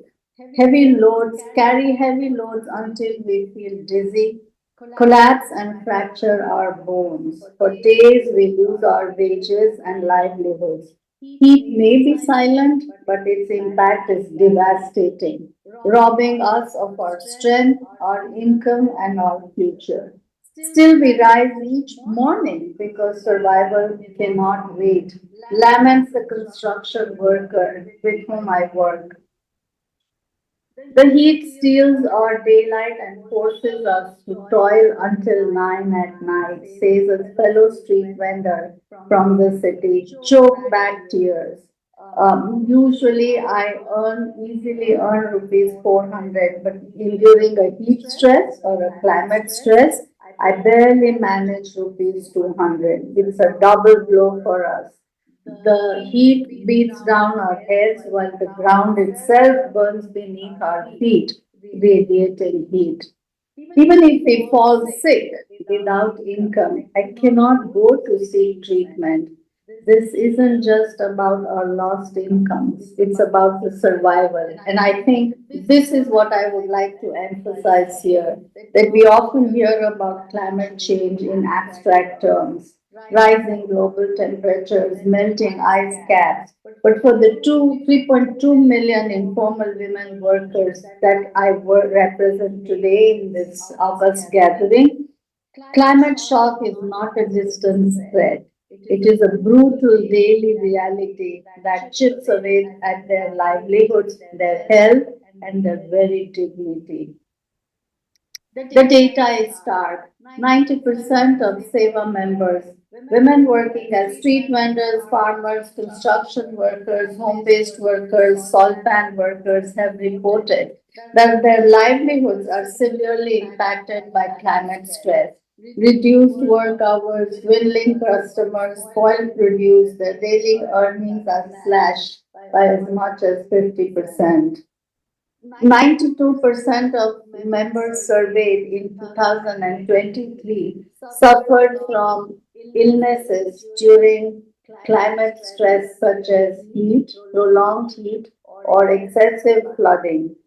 The adverse effects of this are on health are multifaceted.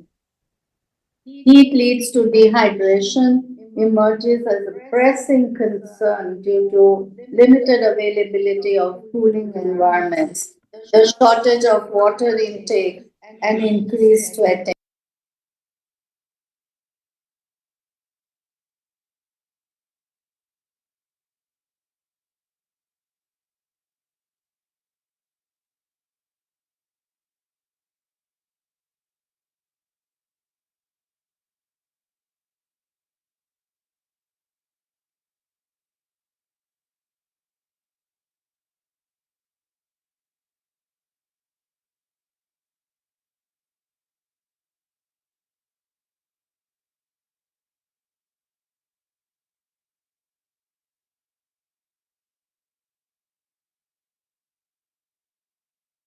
more vulnerable to serious health issues and complications.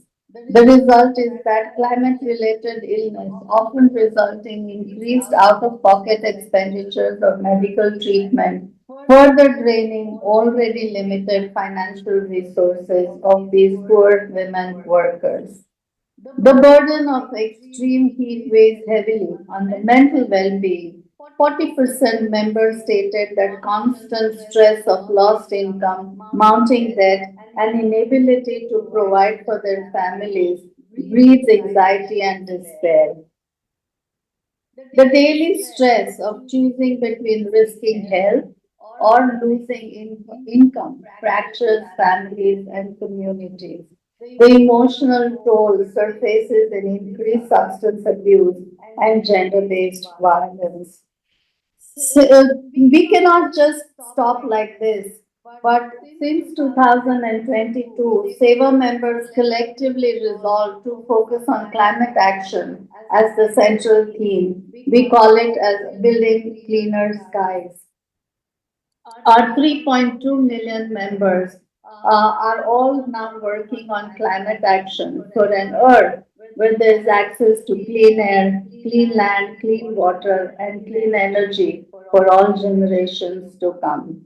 At SEVA, we know that health cannot be seen in isolation. For informal women workers, climate change, unsafe work conditions, and poverty form a single relentless chain.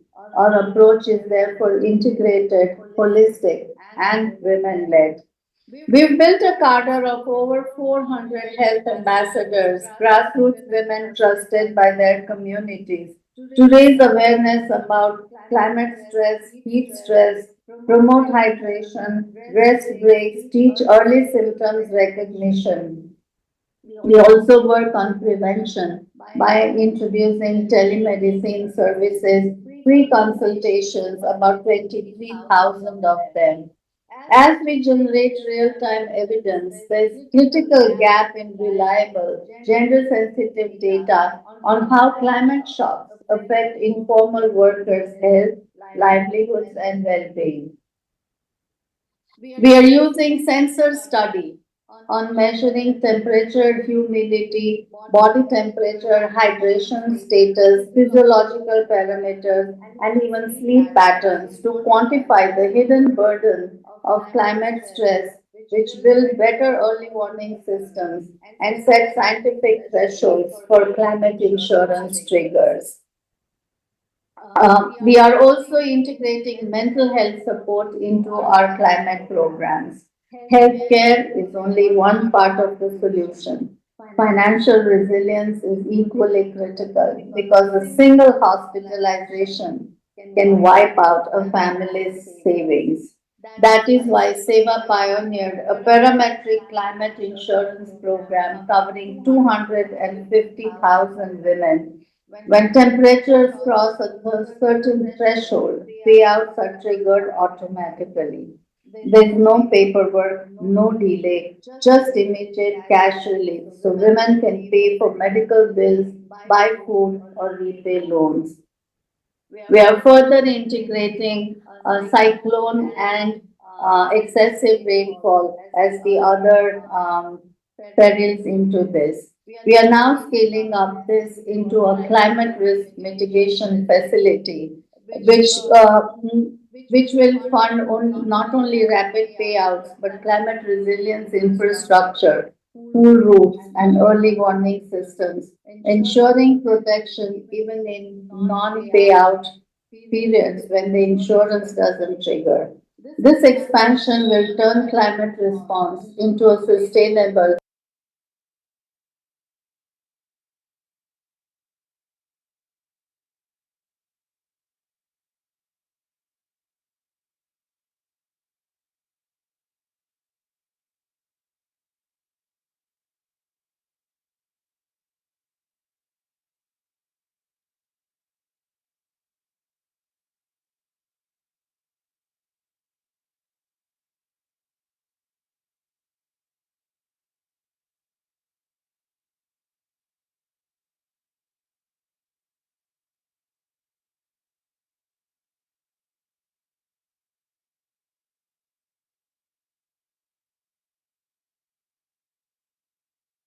the formally organized section of this event, which brings us to our Q&A, to the opportunity for conversation that we have, I am sure, all been looking forward to.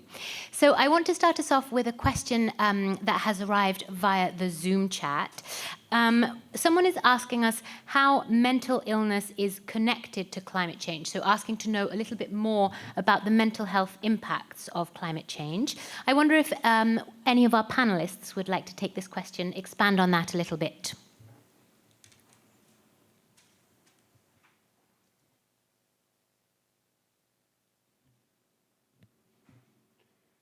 I mean, from all the witnessing we have heard today, it is just very clear how it is influencing our mental health. Everyone who is awake is influenced by it. Now, this is doesn't mean it's ill to be influenced by it, but it's very important to see that it's a very strong impact on our mental health for all of us. And of course, when you have a weather extreme, when you are losing your job, when you are not knowing how you can feed your children, then it can get to an extent where it's a post-traumatic disorder, where you have anxieties for what will come, where you feel hopeless, where you will be depressed. And I think you know much better than I do that in many countries also farmers are performing suicides.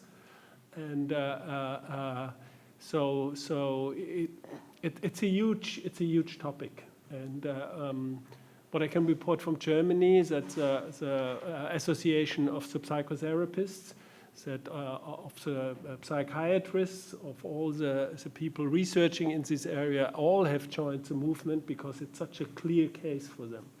So I think it's one of the major aspects. What I want to add is, I think when we are continuing on a path who is suicidal, there's also a huge spiritual illness question here, so it's interconnected, and I think you are very aware in this audience that mental illness and spiritual illness is very closely related. Thank you so much. And I think you've really highlighted here that there's a sense of sort of direct and indirect impacts on mental health as on physical health. So there's being worried about climate change itself, and then there's being worried about all the things that derive from climate change and all the ways that families and communities are affected. Maureen, please go ahead. Thank you so much. It's a very real thing. We are in a spiritual crisis. The climate change crisis is a spiritual crisis because it's eroded our sense of purpose and sense of future. And so that, of course, leads to anxiety, as Dr. Herman said, and particularly amongst young people, climate anxiety is quite strong amongst certain groups of people. And it really is because they feel they can't see a future. And that's why engagement in productive activity to help do something to mitigate against the situation we're in really then helps to bring some hope and turn around that anxiety to see that there are some possibilities. It's very important to engage young people. The other group of people who are very prone to mental stress are the negotiators, and particularly younger negotiators, because, and I've talked to some of them, and I'm talking about the negotiators at the COP conferences, because some of them know from their conscience what should be done and the decisions that should be taken, and yet they also know that they have to go with the party line of their government. Excuse me. And they're very conflicted inside, and they really go through a lot. And so all around it is causing a lot of mental health issues. Yeah. Thank you both very much. And I want to address another question that we've received via the chat. So there's also, adding to this sense of frustration that so many of us feel around inaction, this sense of real kind of spiritual damage that's done by, feeling that there is no hope for the future. There's also a sense often that the action that is being taken is something of a sticking plaster. If we want to stay with the medical analogy, there's a question about, what can we do to address the root causes? How can we move our action towards the things that will really generate change? We've talked a little bit about some of those pathways that Dr. Herman was describing, but there is a kind of question here about where can we focus our energies so that we don't feel like we're spinning in place. Would anyone like to take that very difficult question?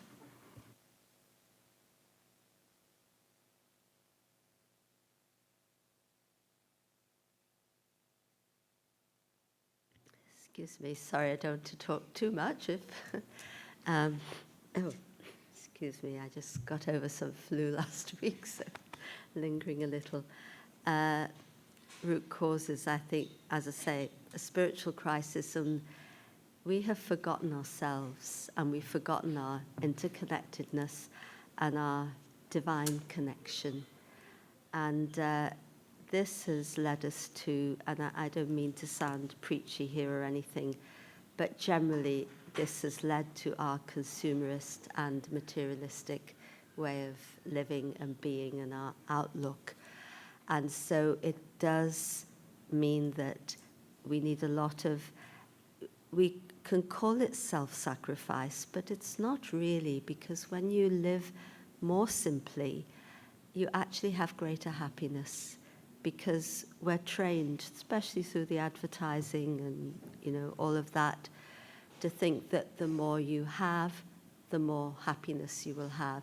And I think everyone in this room knows it's a myth, and yet we still can buy into it to a certain extent.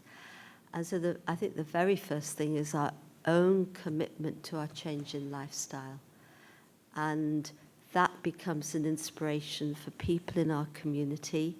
And then the wave. Dr. Herman, you spoke about a wave happening earlier you spoke about a wave happening in your presentation.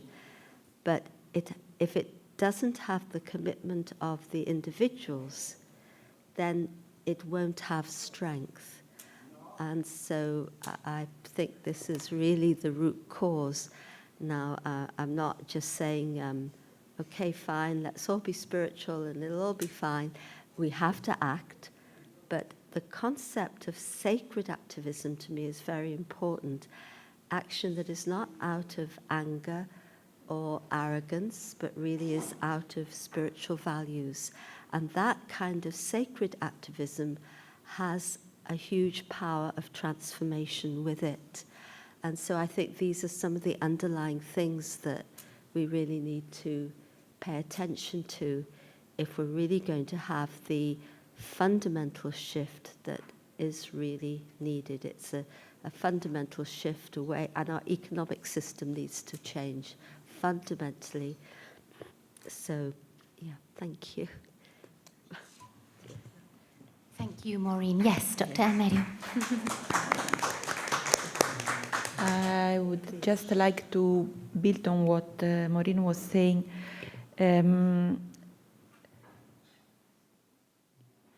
Let's listen to communities. Communities are there. They are facing the problem firsthand. Often they've got solutions. And then we bring that listening to local level, national level, regional level, international level. One of the words that was coming out more often in the survey was communities. Communities. So first, and then I want to use the word solidarity, that sometimes is like forgotten, and we just remember about solidarity when something very extreme happens. We have to be in solidarity with Caritas Bangladesh for our next extreme weather event. That is a post factum solidarity. We need to start thinking about solidarity before things happen. Because we as human beings, we are called to be in solidarity with each other before things happen and prepare. Because we know things are coming, because we know that all the things that Herman told us.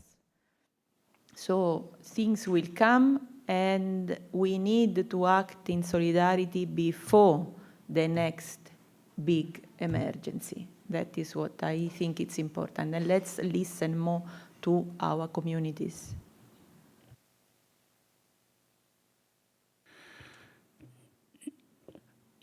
Yeah, according to Laudato Si and Pope Francis, we need to hear the cry of the earth. Look, when God created this universe, He first created not the human being, but created the sun, the moon, the trees, the animals, the water, all the water bodies, including fisheries and other necessary ingredients He added, which needed for human being. So nowadays the world is so commercial and forgotten the nature. So that's a big point to think about. We are at last, human are at last, but the universe, the nature, the atmosphere, they are our first choice to save the world. So that's.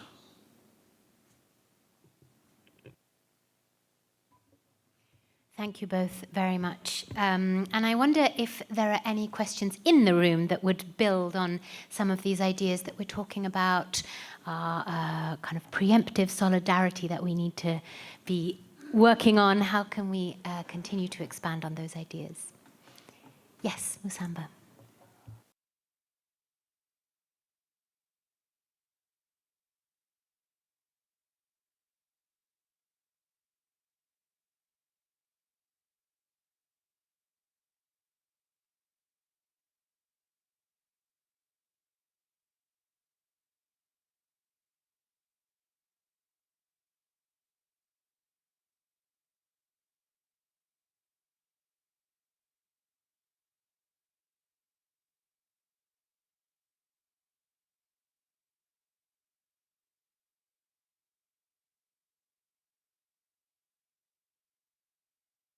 Confederation across the 7 regions is that when people are forced to move, it comes with trauma, and that gets them agitated and brings about anxiety. And when we're speaking about the losses and damages that people experience as a result of floods, that also comes with trauma. And so most people they've lost their loved ones in this process, who've lost the children, and there are some countries, for example, Oceania, where they've lost even grave sites. And this has really taken a toll on the communities, maybe say who have lived in a space for over 50 years. So it's just to add to some of the issues around what mental health looks like, and more specifically when it comes to the losses and damages that communities are experiencing, and also when they're forced to move from areas where they've lived for over 100 years. Then also, just to try and marry to the COP conversations, I think under the loss and damage component, there's been a lot of push around the non-economic loss and damage. As you may be aware, that there's this fund that has been existing, and most of the conversations have been the economic loss and damages, where you can attach funds or money to monetary value. But then when it comes to the non-economic losses that happen, for example, mental well-being, it's been a struggle to try and see how negotiators could actually pledge some money which could address some of those issues. But from Caritas stories that we have on the ground, a number of Caritas actually are implementing projects that respond to mental well-being on the ground, so really more around the social protection. And so I think also as we look to COP30, some of the key asks is around ensuring that the climate finance bit is really going to be more holistic and be able to also to respond to issues to do with non-economic loss and damages, issues like mental health, well-being. Yeah, so just to add to that. Thank you.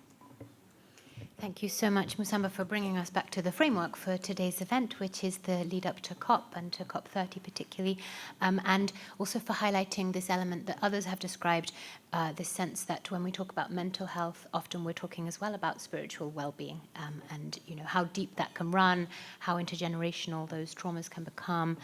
So thank you for that. Very interested to hear if there are any other questions from the room. Any thoughts on what we've heard today? Sister Mamalifa. No, I'm just thinking, I don't know, as they were talking, I'm just thinking about the training of health workers. Because often health workers today, they only look at the symptoms and they treat the symptoms. They don't look into the root cause of why so-and-so is sick. What is the root cause of this disease? So my question is, how can we help the health institutions to relook at their training curriculum to incorporate the aspect of climate change that is causing health issues, that when people go, okay, they look, you are sick, and try to help the person understand the root cause so that when they go back, they try to engage in this lifestyle change we are talking about. Because if I don't understand why I'm sick, I will just continue with the same thing. Can you please throw a light on that? Thank you. I think it's very clear from what we are hearing today, it needs to be a #1 priority in all medical teaching, in all curricula, and also in our education to the broader public. It needs to be a #1 priority.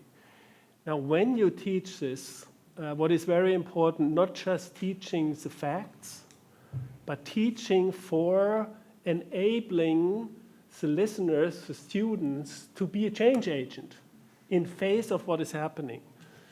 At the beginning of the pandemic, we were able to kick off the Planetary Health Academy in Germany. We just saw a window of opportunity to have a first online lecture series. And we were surprised when we were able to get the best lecturers from around the world, from Germany, to actually teach. And when we had the first lecture, more than 2,000 people were coming. Yeah. What we did before, and I had many of these first conversations, I talked to the professors and said, it's not students. You are actually speaking to change agents. So it's very important that you structure your content in a way that enables the people to act next day. And that you are aware it's a privilege for you to speak to them because they are leading the conversation. So this has been picked up to some extent, but it is not really fully integrated into the curricula, that it's not enough to give the content. We need to have enlightened transformational change leaders taking this on, which is actually in line with the latest research on how medical education and other education should focus on, what they should focus on. So I think this is important. There's one aspect of it, which also come back to the questions we had before, that when you are not in contact with the gift of life and with the joy of being alive, even with the most severe challenges, we are alive, we can do things together. And it's very joyful to work on things that are hard together. So you get the togetherness. If we are not in touch with it, we cannot kind of get to the fire that it needs and the courage that it needs to do what is in front of us. So I think that's a very, very other important thing. What, of course, goes with it when you are in touch with the gift, it also touches you more how ignorant we are with it. So it's also very painful in between, which also means we need to be communities where it's okay to share the despair in between. Yeah, every day I see certain things, I go like, and things touch me more. The more I do this work, the more I'm touched. So it is in a way more difficult, but through the community, we can help each other to stay on course, And what is the course? To take care of our common home. And if you look out in the universe, there are not other planets which have these conditions. It's a unique, highly improbable thing. Now, I'm not talking from a theological perspective, but from an astrophysical perspective. It's highly, highly improbable that we have the situation where we can live. And we can be responsible for things. We can act with intention. So let's use this gift. And in a way, we need to reconnect with the gifts that we have in order to save the planet.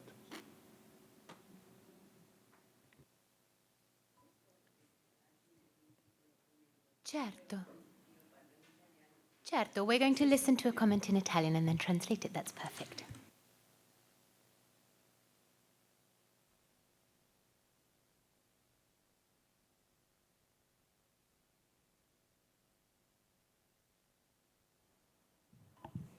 I would like to thank you very much for your speeches. I very much appreciated the fact that all speakers added the topic of virtues. They spoke about responsibility, resilience, courage. All virtues were mentioned. So, as Mr. Morin said, at the basis we find spirituality. As Dr. Herman said, those who lost sense of the gift have lost something essential. We all have to develop those virtues in order to then develop something around us in our community and in the entire world. And so, this is what I wanted to say. I just wanted to reflect upon this all together. Everybody spoke about the virtues, and the virtues are our main foundation to then start a real change. Thank you. To repeat for the room, the question is, and the kind of invitation to reflection is, we've talked about these core virtues. We've talked about responsibility and resilience and these human virtues that underpin change. So perhaps this is an opportunity to come back to this sense of, change starting from these human virtues, and what can we build on that? How can we take that and move forward? If anyone wants to add anything else from the audience or from the panel, the floor is open for that reflection. I think it's very important that when you want to get to lift virtues, it's not happening first with reflection, but it's happening through action. It's kind of really getting into where it is difficult. And for example, when I prepare for a meeting like this, I really don't know if I find the words to communicate. I struggle. So the more it is relevant, the more we have struggle. And then when I'm performing with you now, the words come. Are they perfect? No, they're not perfect. I'm failing all the time. But in a way, I'm relaxing with my failing, with my being human. And in it, what I learned, what comes across more than my words and my imperfectness is why I'm doing this, what I stand for. So it's a lift virtues. It's not, sitting in large meetings and what are the virtues and these are the right. No, you should say, it's really going into life, participating in life, and then together reflecting. What was that? Why did, oh my God. Because we are also blind to ourselves. So we need each other in order to make virtues alive. A lot of companies have companies' virtues and values. Yeah? Now, if you talk to the employees, and I've done that many times, they say, oh yeah, we know this. But people are not living up to it. So it's not the worth the paper that it's written on. And we all see it in a lot of places. I mean, if you look at the resolutions we have made towards climate, it's wonderful. The resolutions are great, but we're not living it. So it's really important to create spaces where it's normal to live up to the things, where we struggle with how this works, where we are also giving to ourselves and for our failing forward. We don't know exactly how this works. And there is no expert outside who will help us to find out what is the right first step in a community. It's not there. So it's really this going out, living it, and what more gets more resonance and is more kind of contagious than anything else is people who are really struggling for getting this forward. Let me just add one other piece of the puzzle. I don't think we can stress enough that there is also a question of responsibility towards future generations. Because sometimes I think about my nephews, they are on their 20s, and what we do now and how we act now will impact their lives, maybe much more than what has impacted our lives. So for children, we should more and more put children at also children at the heart of the discussion, and thinking about them, their lives, what is going to expect to happen in their lives. And also now, when I watched the video from Caritas Bangladesh yesterday, I have to admit, maybe it's aging, but I'm sensitive. I was very emotional. And I thought all those children were, smiling at the camera, and they've got a future to live. And what are we and what is our generation doing for that future? Not to be a future as orphans, as displaced children, as vulnerable children. What is there? We have to look also into this responsibility, because I think that we talk about sustainable development, and then my question usually is sustainable for who? So I think that the discussion, at least from our part, will go on this issue of the nexus between health and climate change. And there are more answers in the survey that we did not even examine in details, so we've got work to do, but we will stay focused on this topic, that is for sure. Thank you very much. I don't know if there are any other questions in the room, or reflections, or just things that you would like to say into the microphone. A short comment that in the beginning it was shocking and illustrating to me, when you said that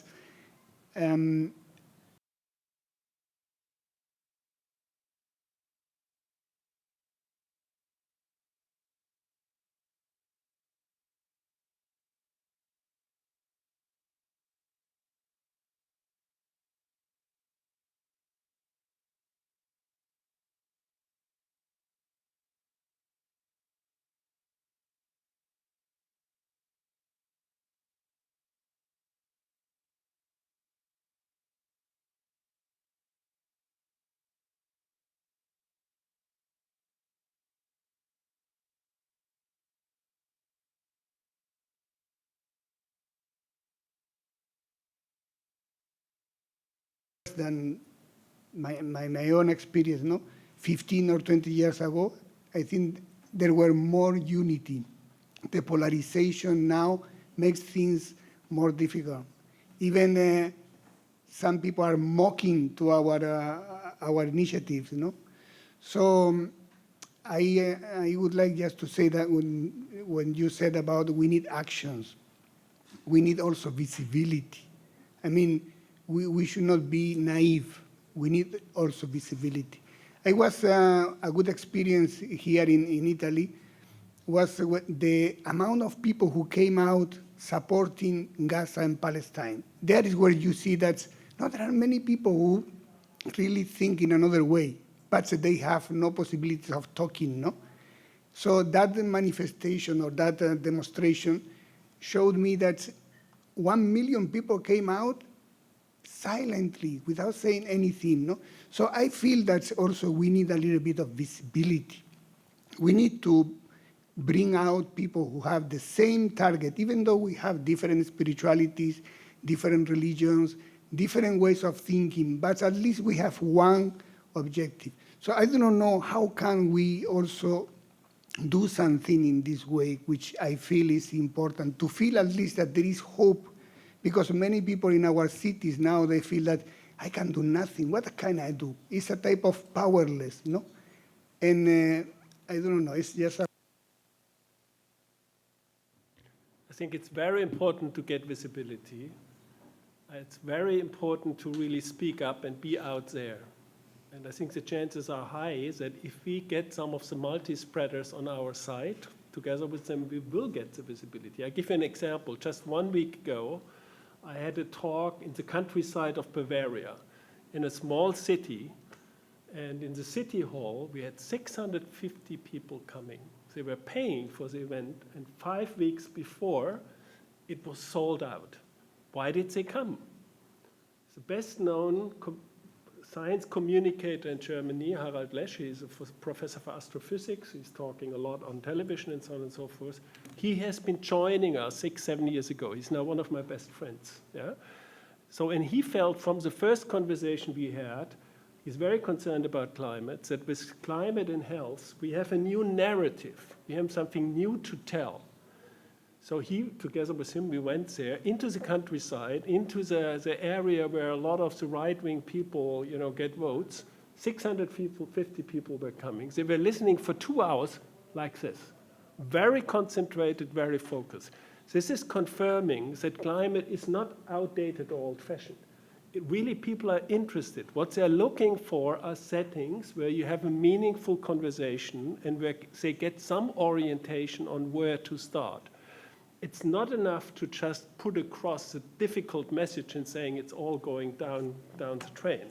This is not enough. It's really, if it's connected with the value of life, what we are here for, and that together we can shift things. Together we can shift things in our own life, and what we get from it, kind of the wins that we get, is much higher than what we lose. Because we've already lost our future in a way if we continue the way we do. And at the end of your life, when you have consumed like hell, I mean, what do you have? There's nothing. So it's really talking about, a lot of people are waiting for it, and a lot of people are also aware that this conversation of politicians oftentimes are really very shallow. So let's get some meaning to it. What is important is that we have improbable coalitions. So it's not enough to speak as the Catholic Church or as a medical community. We need to get together with improbable partners, because then people go like, oh, that's interesting that these 2 guys show up, or that she's talking with this, and to really, because if everything is at stake, we don't have to wait for reaching out to people we normally would not go to and ask them, would you join in? Not just for us, it's for them. It's what we see with the medical community in Germany. In the beginning, they were a bit shy. Then they get into it. Then they read the evidence. Then they see, oh my God. And then it's their project. It's not my project. It's their project. It's their children. It's their grandchildren. And once you understand it's happening, I can do something about it, okay, I go.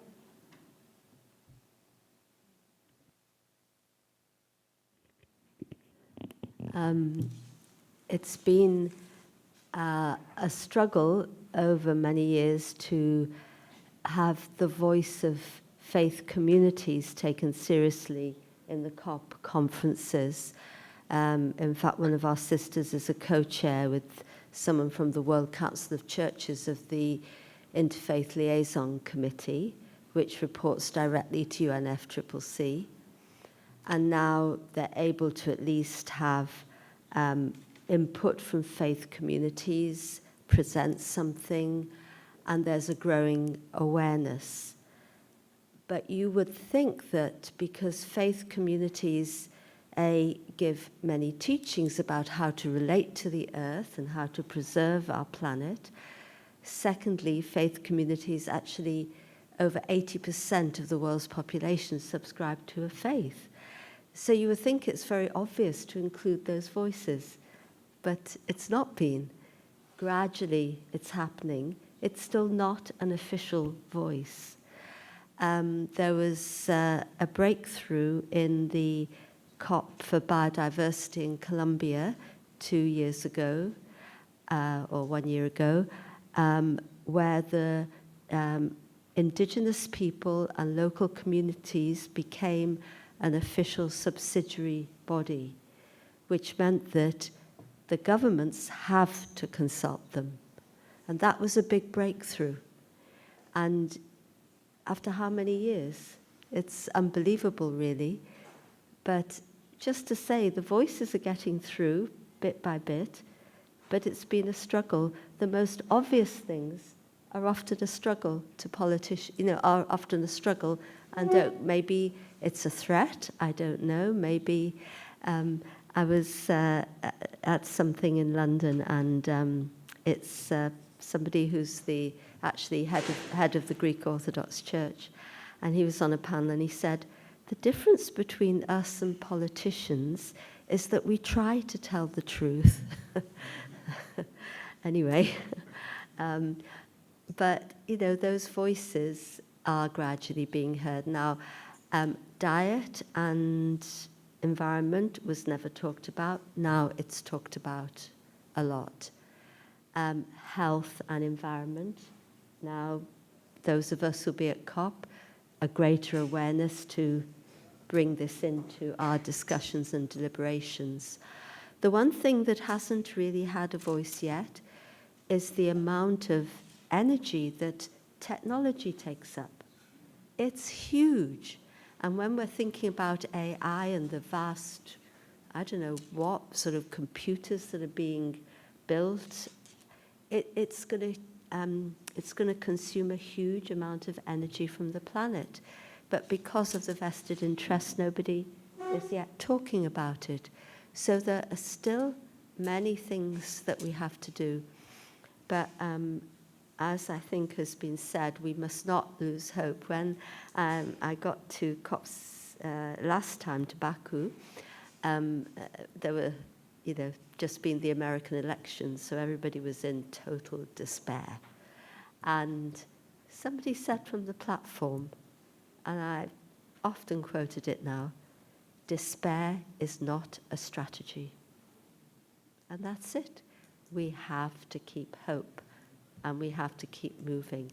And with spiritual strength and with faith, we really can, the old cliche, faith moves mountains. It does. With that spiritual strength, we can have a huge impact. So, that's what I wanted to share. Thank you. Thank you very much. And I think on that very hopeful note, we're going to draw this event towards its conclusion. I think we've just about gone as long as our interpreters possibly can go, continuously translating. So I'm going to pass the microphone to Sister Mamalifa, who is just going to give us her closing reflections, closing remarks. And then please do join us for lunch if you'd like to in the hall next door.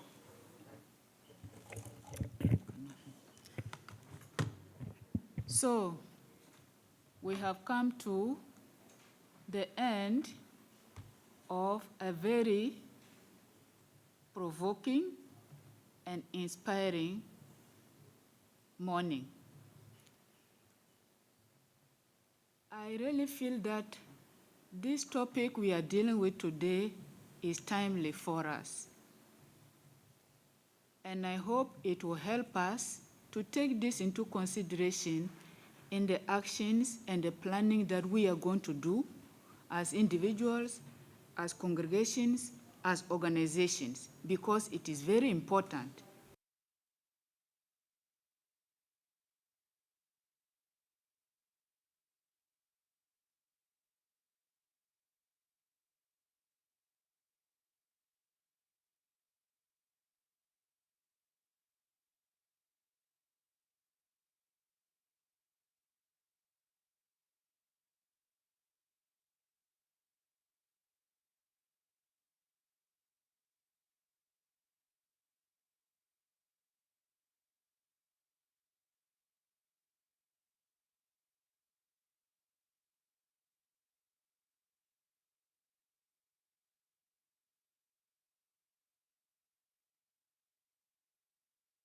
Is healthy for people and for the planet. And if it isn't, we are called to a new way of agriculture. And when the one online was talking about food waste, my heart jumped, because one day I was going to work and I saw, there are these big bins, rubbish bins. It was full of bread thrown away. And I said, there are people who are hungry. I really feel that there is also a call to transformational change. And this transformational change calls for a change of lifestyle. And I think it is not just to people out there, but also to us. We have to also look at our lifestyle. How are we encouraging some of these unproductive or harmful ways that contribute to climate change? And I like this idea of the spiritual aspect, because I think spirituality for a long time has been put on the backyard. It is not important. It's the economy, it's politics. It is, I don't know what that is important. But more and more we are discovering the importance of spirituality, because spirituality helps us to not just look at ourselves, but to look at everything. And for me, I look at spirituality in terms of integral ecology. Everything is interconnected. So I think some of these calls really, I hope that when we go back, we will not just put them under the table, that we will take them up at individual level, at organizational level, and do something. And all of them talk about action. Action is very important, because St. James tells us that faith without work is dead. So let us not let our faith be dead. Let us make it alive, so that life today and the future can continue. So with these few words, I would like really to thank our, first of all, Minister, I don't remember your name now. Yes, for your opening remarks, which really opened the door for the speakers to build on that. And I thank our speakers, Dr. Herman, Dr. Julia, Maureen, and Dauda, for your inspire, and Mr. Kuria and Wema. Really, I feel that what each one of you has shared is very inspiring, very challenging, and also very thought-provoking. And I hope we will go back with this to do something with it. Let us not let it die. I also want to thank Sister Mary John for welcoming, because UIG has made this possible for us to be here in this nice place to listen to one another, not just in this room, but also connected with those online. And the little prayer that she said also has helped us in this, in our time together. I would like to thank the translators. Without them, we will be like the Tower of Babel. Those of you who know the story of the Tower of Babel. But at least their presence has helped us to understand one another, so that each one can go back with something from this meeting today. And I thank Julia for her moderation. She has helped to giving back feedback to the speakers also is encouraging, and all of us, it helps us also to hear again some of the things that the speakers have mentioned. And I want to thank Lucia here, who is taking notes to help us to remember, because some of us, when you have this hair, sometimes you forget. Did I forget anyone? Technician. I want to thank the technician. Gianluca, you understand this hair, no? It's not intentional. So thank you so much for your help.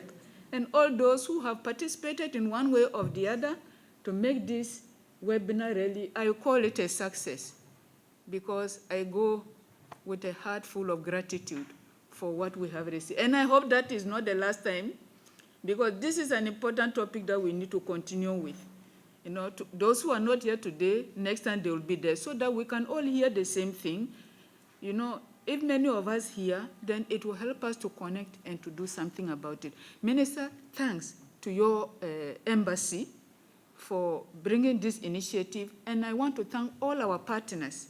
You see the number of partners on the Caritas Internationales, CLOG, German Embassy to the Holy See, USG, UISG, JPIC Commission, all the partners who have made this possible. Thank you, and God bless you, and let us continue. Let us not make it the last time. It's the first time, but it should not be the last time. Thank you, and God bless.